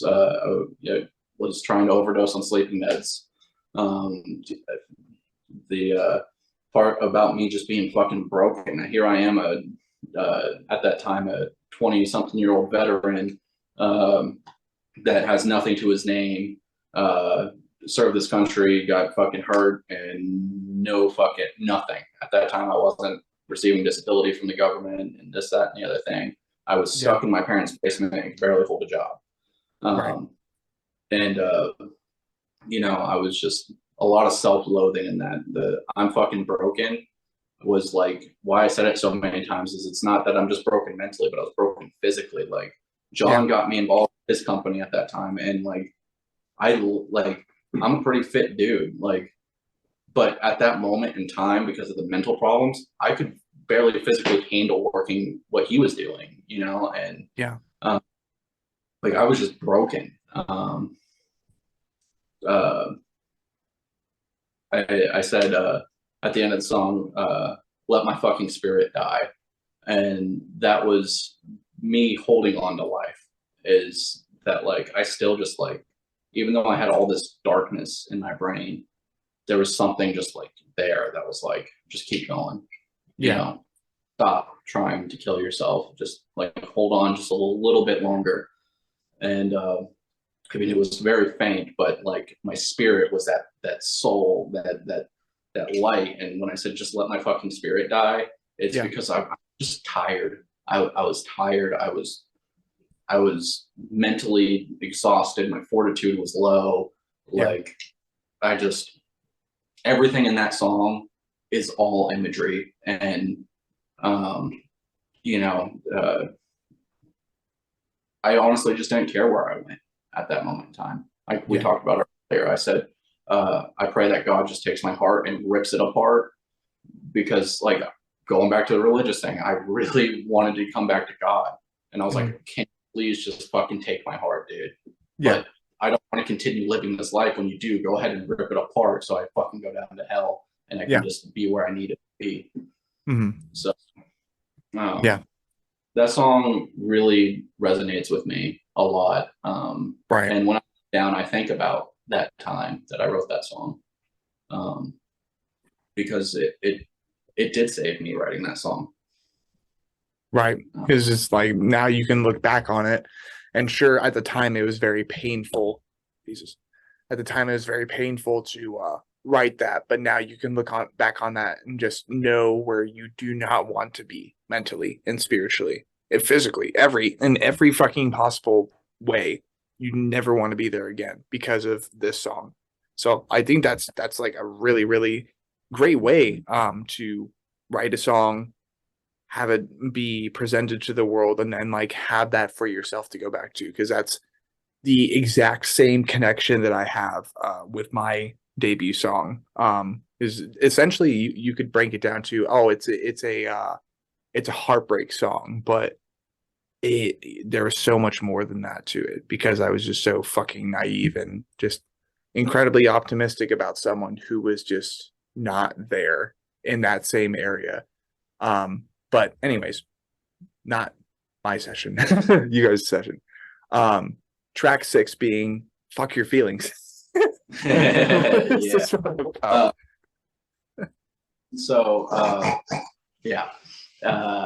Fuck Your Feelings is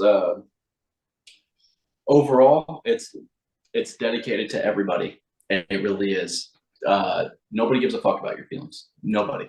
At the end of the day, stop being a bitch. You know, it is what it is. Now you got your feelings, and then you overcome them. Yes. You got them, and whatever. But fuck your feelings. yeah, you can be upset about something, but if you continue being upset about something, that's just weakness. Right. If you're upset about something and you change it, great. You know, now you're overcoming, now you're being better.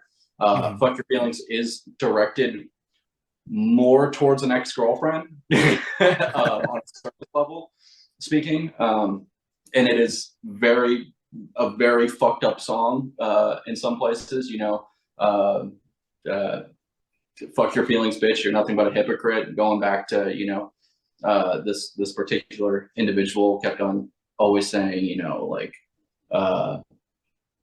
you did this, you did that, blah blah blah blah blah blah blah. But at the same time, they were the ones doing those things that they were yelling at me about. And then, you know, something about she loved to write shit down all the time, and I said, you know, slit your wrist and write out what you think you mean to me, using her own blood, because she went through a stage where she literally fucking was cutting herself because of the things I was doing. And you know, I said, you know, slit your wrist and use the fucking blood to write out your fucking problems, because they're not my issue anymore. You know, right? Like, you know, it's a very sobering, like, emotionally detached song, but for the right reason. It's like, hey, now I'm plucking my emotion away. Get your shit together and deal with it. It's not my, and to be honest, not for me to deal with it. It is a little bit of a petty song. It really is. To be honest, it really is at surface level, because, like, honestly, this relationship was probably 7-8 years ago now. You know, so it's like, now you can reflect upon it without being so presently, so like immature, you know, petty, whatever. And like, more or less, you're talking from the perspective of you back then, just like, fuck you, bitch, you know, like that type of thing. And I mean, that's completely fine, because for one, it's your music, so you're writing it too. It's like, in hindsight, like, even just hearing those details, it's like, fuck, I would be the same exact way. Like, maniacal relationship, psychotic shit going on, and then on top of that, you're the dumping grounds, per se, for all this negative energy from ex-girlfriend and like their new partner or whatever. It's just fucked. I would hate to be in that situation too. I would be petty as fuck. Write a whole like Body Snatcher-esque record, just like, fuck you. You know, I would be the same exact way. So I get it. So that's Fuck Your Feelings, which I think is just like, it's funny to see that type of name, because it really just does remind me of like maybe a Blink 182 pump band, just like, fuck your feelings. But in reality, when you listen to it, it's like, no, there's a little bit more to it than that, and I love that. Number 7, we got Gagged and Bound. What is this one about, man? I like to fuck. All right. No, that's just, I mean, it's a pretty straightforward song. You know, it's very sexual. It's very, you know, what people label as toxic masculinity, what I claim is just being a fucking man. And just being like, yeah, no, I like to fuck, and I like to fuck hard, you know. Like, that is what it is, you know. It is, you know, take it for what you will. If you're mad that, you know, I'm talking about literally gagging, putting a woman all in BDSM and shit like that, that's on you. Is what it is, you know. So this is your Attila moment then. Yeah. Absolutely. So I mean, big fans. Yeah, we're big fans of them. There you go. I'm like, it's a straightforward song. It has no real deeper, darker meaning behind it at all. It's straight up like just a sexual male deviant song, you know. Yeah, and I mean, in reality too, like, you know, I make the joke about Attila and shit, because that's like their entire discography really is just Franz, because he's just enjoying life now, and he has a pretty attractive wife, and I think he still has a good connection with his kids. I don't know though, because I don't know him.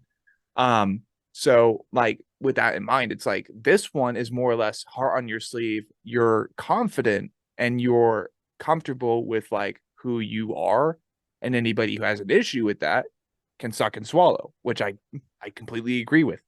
I could never write a song like that, me personally, but like absolutely kudos to you for being able to like just like, oh yeah, like because the rest of the song is yeah, hell yeah. Because the rest of this album really is just more or less like sacrilegious suicide and all these other various forms of suicide. So I'm like, fuck yeah, dude, let it out.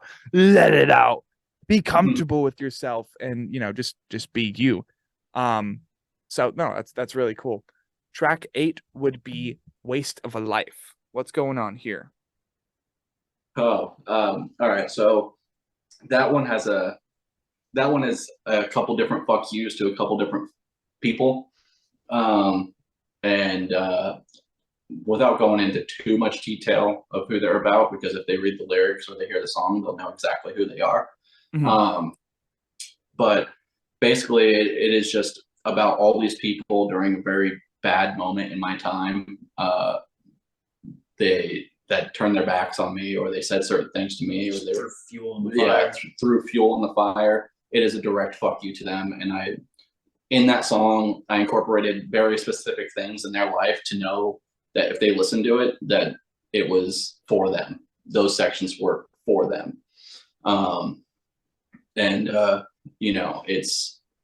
It's a very heavy song. It doesn't repeat any parts. It is straight up just so many fuck yous being thrown out. That's why I wanted to change it up so much, and then kind of end on kind of like a melancholy type feel at the end, where it's like real dark throughout it, and then it kind of just weirdly brightens up at the end with that random guitar solo. Yeah, it was like right. The whole time I'm like just talking about a lot of shit that got it all thrown at me at once. And but that ending melancholic guitar solo, what that does to the song is, yes, I'm fucking pissed off, but you know what? I'm gonna get over it. But fuck your feelings. Yeah. I'm gonna get over it. And like honestly, some of the folks that song's about, I talk to. I still currently talk to. Am I buddy with them? No. But like, I would imagine not. But I'm not like fucking You're cordial with them. Yeah, I'm not gonna fucking show up to their house and eat their dog in front of them. Like. Well, hopefully one of them's name isn't John Wick then, because that.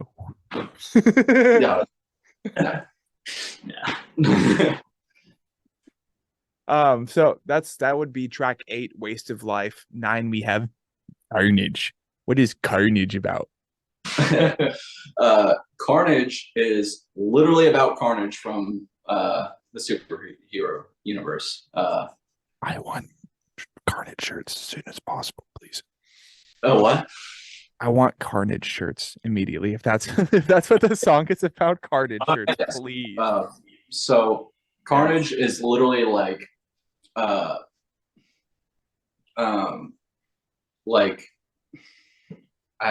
it's like I'm talking as Venom, but also as Carnage at the same time. So like John does guest vocals in there where he's more of like Carnage in the sense where he's like talking about decapitations, manipulations, and then I literally come in and say like, shut the fuck up, you bitch. And like I'm coming in, like fucking beefed out, fucking venomed out, and then I talk about literally right after that, give me complete Carnage, not talking about Carnage himself, but like what he brings to the table, like just fucking you release Carnage out onto any city, he's gonna fucking eat everything in front of him. You know what I mean? He's gonna completely destroy it. And like it is a very Marvel-esque, style thing. But in mind, while I was writing lyrics for that, I was always looking into the perspective of Venom or Carnage in it and what they would be saying. Like when I came in with the shut the fuck up, you bitch, like I was picturing like when when Carnage and Venom meet, how he just like, you know, like it's perfect. I love it. It's, you know, Yeah, it's a very violent song too. yes. And especially with those deeper gutturals that you usually do, that I would even compare to like Stevie of Soul Soul or Alex from Slaughter to Prevail. Like that really works for the Venom like type of voice, just like Eddie, you know, like we're in a deathcore band now, Eddie. Like, I just think that works so well. And I mean, fucking Venom, the whole like Planet of the Symbiotes, the Null storyline, is just metal as fuck. And I cannot wait to see that come to the big screen someday, because I know it's going to happen eventually. Like I know that's Sony's big plan. It's going to take time. Like I'm going to have kids by the time Venom's just like, Eddie, we're on the symbiote planet now. There's a guy who looks just like you with a giant necro sword. We must kill him. Can I eat him? You know, like that's just gonna be Yeah. exactly. Like that's gonna be the fall movie event in like 2027 or some shit. I don't know. Like who knows how long it's gonna be in the future, but I know that's gonna happen eventually. Anyways, the Venom story is metal as fuck. So it works for metal merch, and I think it would be cool for Demon Defiled merch in the future. Like not even just Carnage. Like the song title might be Carnage, but like have them just like they did in Let There Be Carnage when they were like combined or whatever, or even in the first one when it was Riot and Venom, and they were almost like the same thing because they were so interconnected. I think that, but replace the two actors with you two, that could be a really good piece of band merch. I think that'd be sick as fuck, and it would just play really well because there's only two of you. I think on iTunes we still have it as the single as well, because it was originally released as a single before the album, and it had some single art, and it's very dark and Venom-esque. Like it looks like that black goo going all over the place, and it's pretty dope. Sick. Yeah, well, I mean, there's an idea for y'all, and for anybody who does want to see Carnage and Venom Demon Defiled merch, make sure to spam the YouTube upload. That way it happens eventually. Because democracy. But that being said, title I was about to say title track 10. Oops. Track 10, Suffering. What is going on with Suffering? A lot. A lot of suffering. So Suffering was really the turn of the tables of demon music. It really was. It was originally a single. It came out after Rapture EP. And it's a re-upload, a remaster of the same song. But what it is, it's saying like throughout the whole song that I will bear the suffering of everybody else. Like, bring it on. Like your selflessness. Yeah, in a sense. Like, I went to war for y'all. There's nothing else that you can fucking throw at me that's gonna fucking shock me, sort of deal. Yeah. And at the end of the song, I say, I'm tired of all the scum around me. Every single one of you wants something from me. And it's going back to like back when I first got out of the military and I came back to America for the first time. Like every single fucking person wanted something, no matter who it was. Like friends, family, random strangers. Everybody wanted something fucking from me. But I literally just spent many years overseas. I'm injured. I don't fucking have the time, this, that, and the other thing. But like, just give me a fucking break at the same time. Like, yes, I will bear fucking what you have to say to me and what you want me to do, but give me the fucking time to do it. I'm only one person is what it's really getting at there. Right. I'm sorry to hear that, by the way. When you came back, people were just like kind of using whatever to their advantage. I'm sorry, man. It sucks. Oh no. The thing is like, when I came back, I was hospital bound for about a year. Right. And I was getting messages from family and friends like, hey, when can you come out for fucking Thanksgiving? Like, no. You can come here and we can spend Thanksgiving together here. I won't have a problem with that. But like, no. And then every time I would go like off base and say I was like going home or whatever, and I was in uniform, there would always be somebody that comes up and is like, hey, can you spare $1? Can you spare this? And I'm like, I'm still trying to get my life put together, man. Yeah. Like, Right. literally, like every single person. But the thing is like, especially where I was in California, and they don't really like the military too much out there. You know, that same person, you know, I would walk by in civilian clothing, and they'd be super nice to me. They'd be like, hey, like, blah, blah, blah, blah, blah. Can you spare $1? Like, I'd really appreciate it. Okay, here you go. I would walk by them the next day in my uniform, and I would get a middle finger and told to fucking eat shit and die, you know, but they didn't realize that I'm the same fucking person, you know, like, you know, sucks. Yeah. So that's kind of what that song is about. But that song was a trademark to kind of our new sound, are evolving. Okay. Because if you listen to that song, it has more or less like how we started shaping music, like compared to Rapture EP. Rapture EP was straightforward. There wasn't very many repeating parts, but the short Suffering was a bit longer of a song. It had some repeating parts as a chorus, but nothing else really repeated in the song, and how things were structured. Like, we went doing a lot more technical chord style chuggy riffs as opposed to just open chugs and, you know. Yeah. So like when like a guitar is doing like da da da da da da da, like the kick drum also doing that. It's following it. The kick drum follows the rhythm of the guitar and the bass. Whereas like before, we'd have some sections where like it didn't necessarily follow that pattern. But like even now, like there's certain situations where the drums deviate a little bit to add some extra layers. But you know, in our very rhythmic parts, like we became more rhythmic, I think. Yeah, and it's more cohesive. Yeah, like if you were to take like most of our songs, like Suffering, for example, if you took Suffering and said, I wanted to make a trap rap version of this song, you absolutely could, because it's very rhythmic, you know.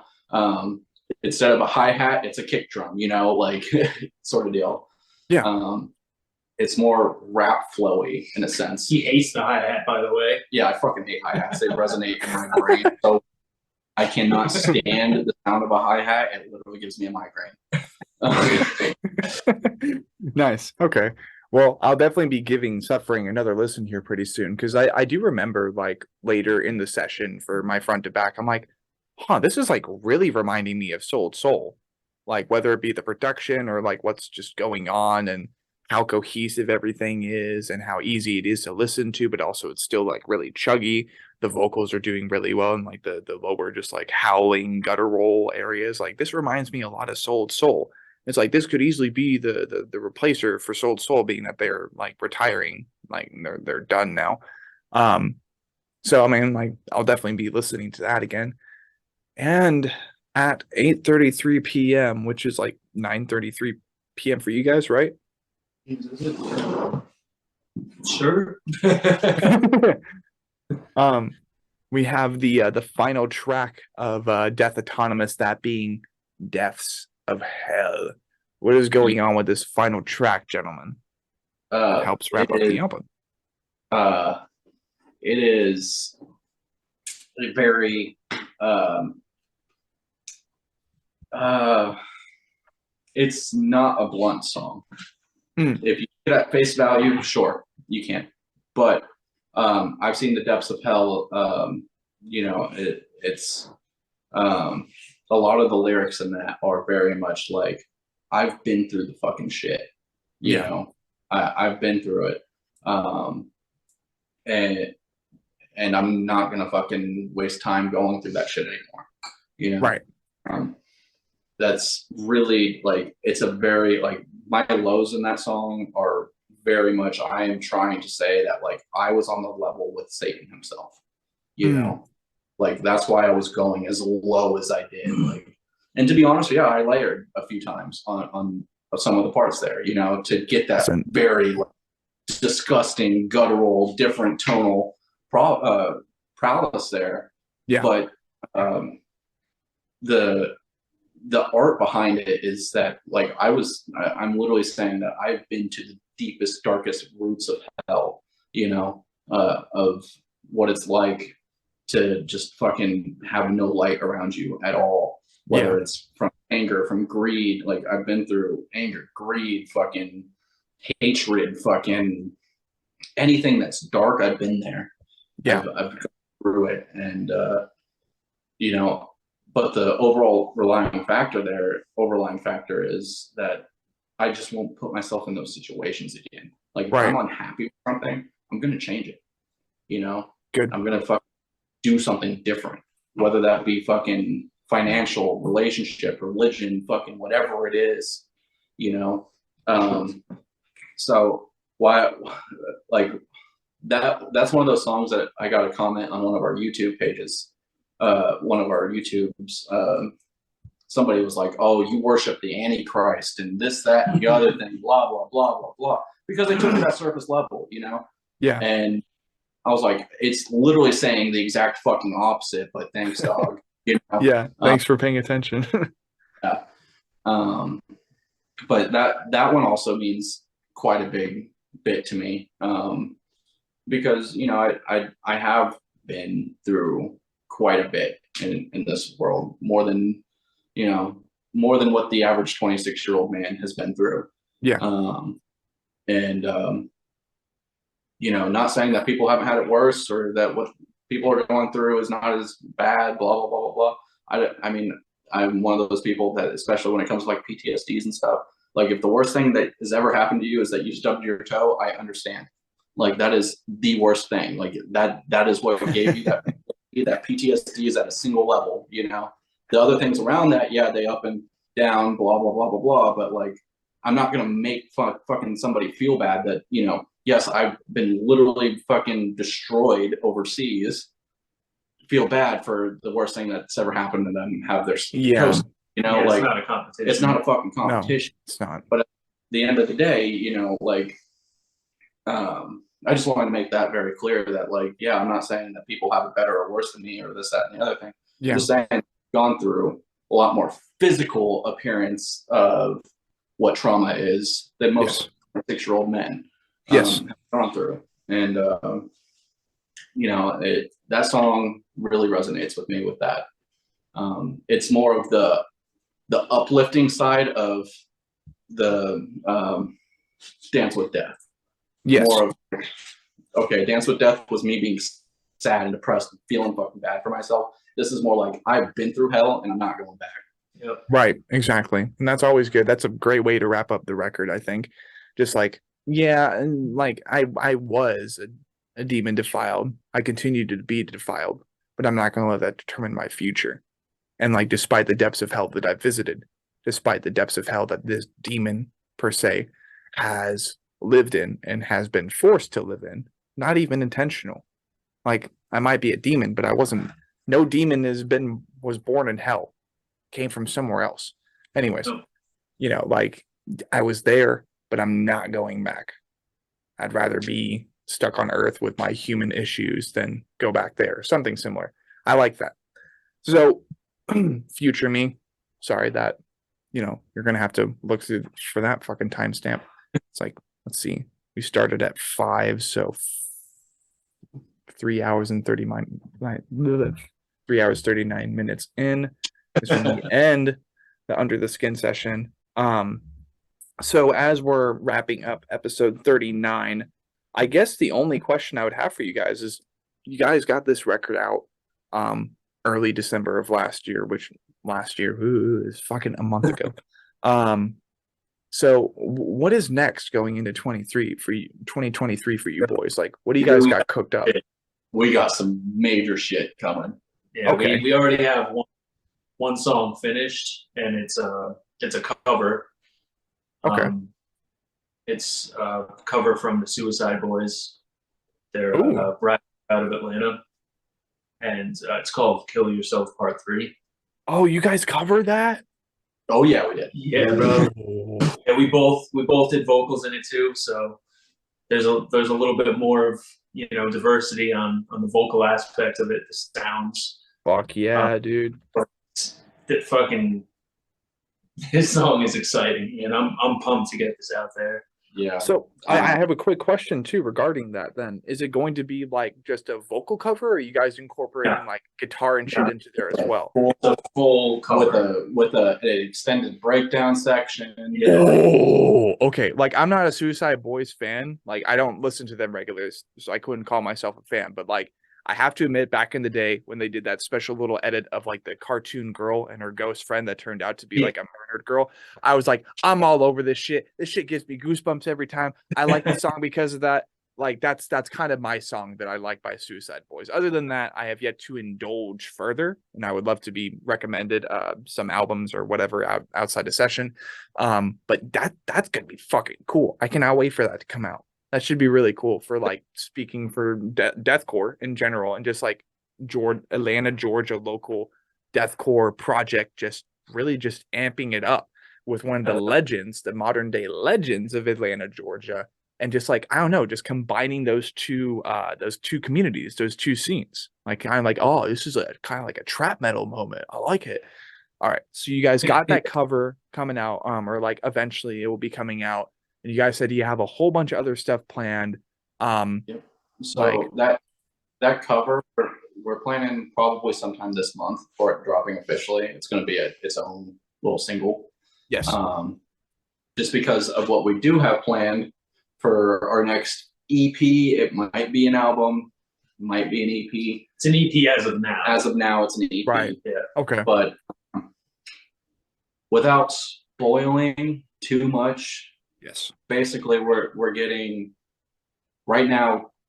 How do I word this? Basically, we're going to do a bunch of songs with a bunch of big name people. Yeah, so a lot of vocal collaborations. Yes, on bigger.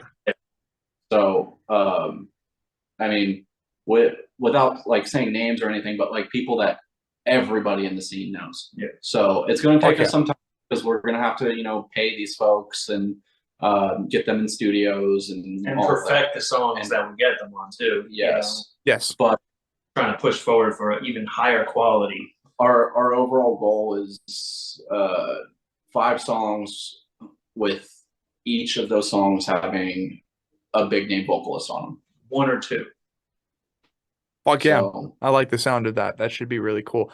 And like just speaking for any release, like Victims from Chicago, I'm not sure if you're familiar with them, but I'll tell you what, I do prefer a record when it has at least like 3 or 4 features on it, just for the sense of like community and being willing to collaborate with other musicians. Is kind of a turnoff for me when like a band is just like, no, we don't want to do features. We want this to be our album. It's like, well, it is your album, but you also have buddies in the scene, do you not? Or do you not fucking network? Like, that's kind of your fucking homies, Yeah, exactly, man. Exactly. Yeah. Like you don't start by just being like, hey, we're Demon Defiled from Atlanta, Georgia. If you like us, cool. If not, fuck off. Like that's not how it works anymore. That really isn't. So it's good to network. It's good to collaborate. Cannot wait to hear that EP.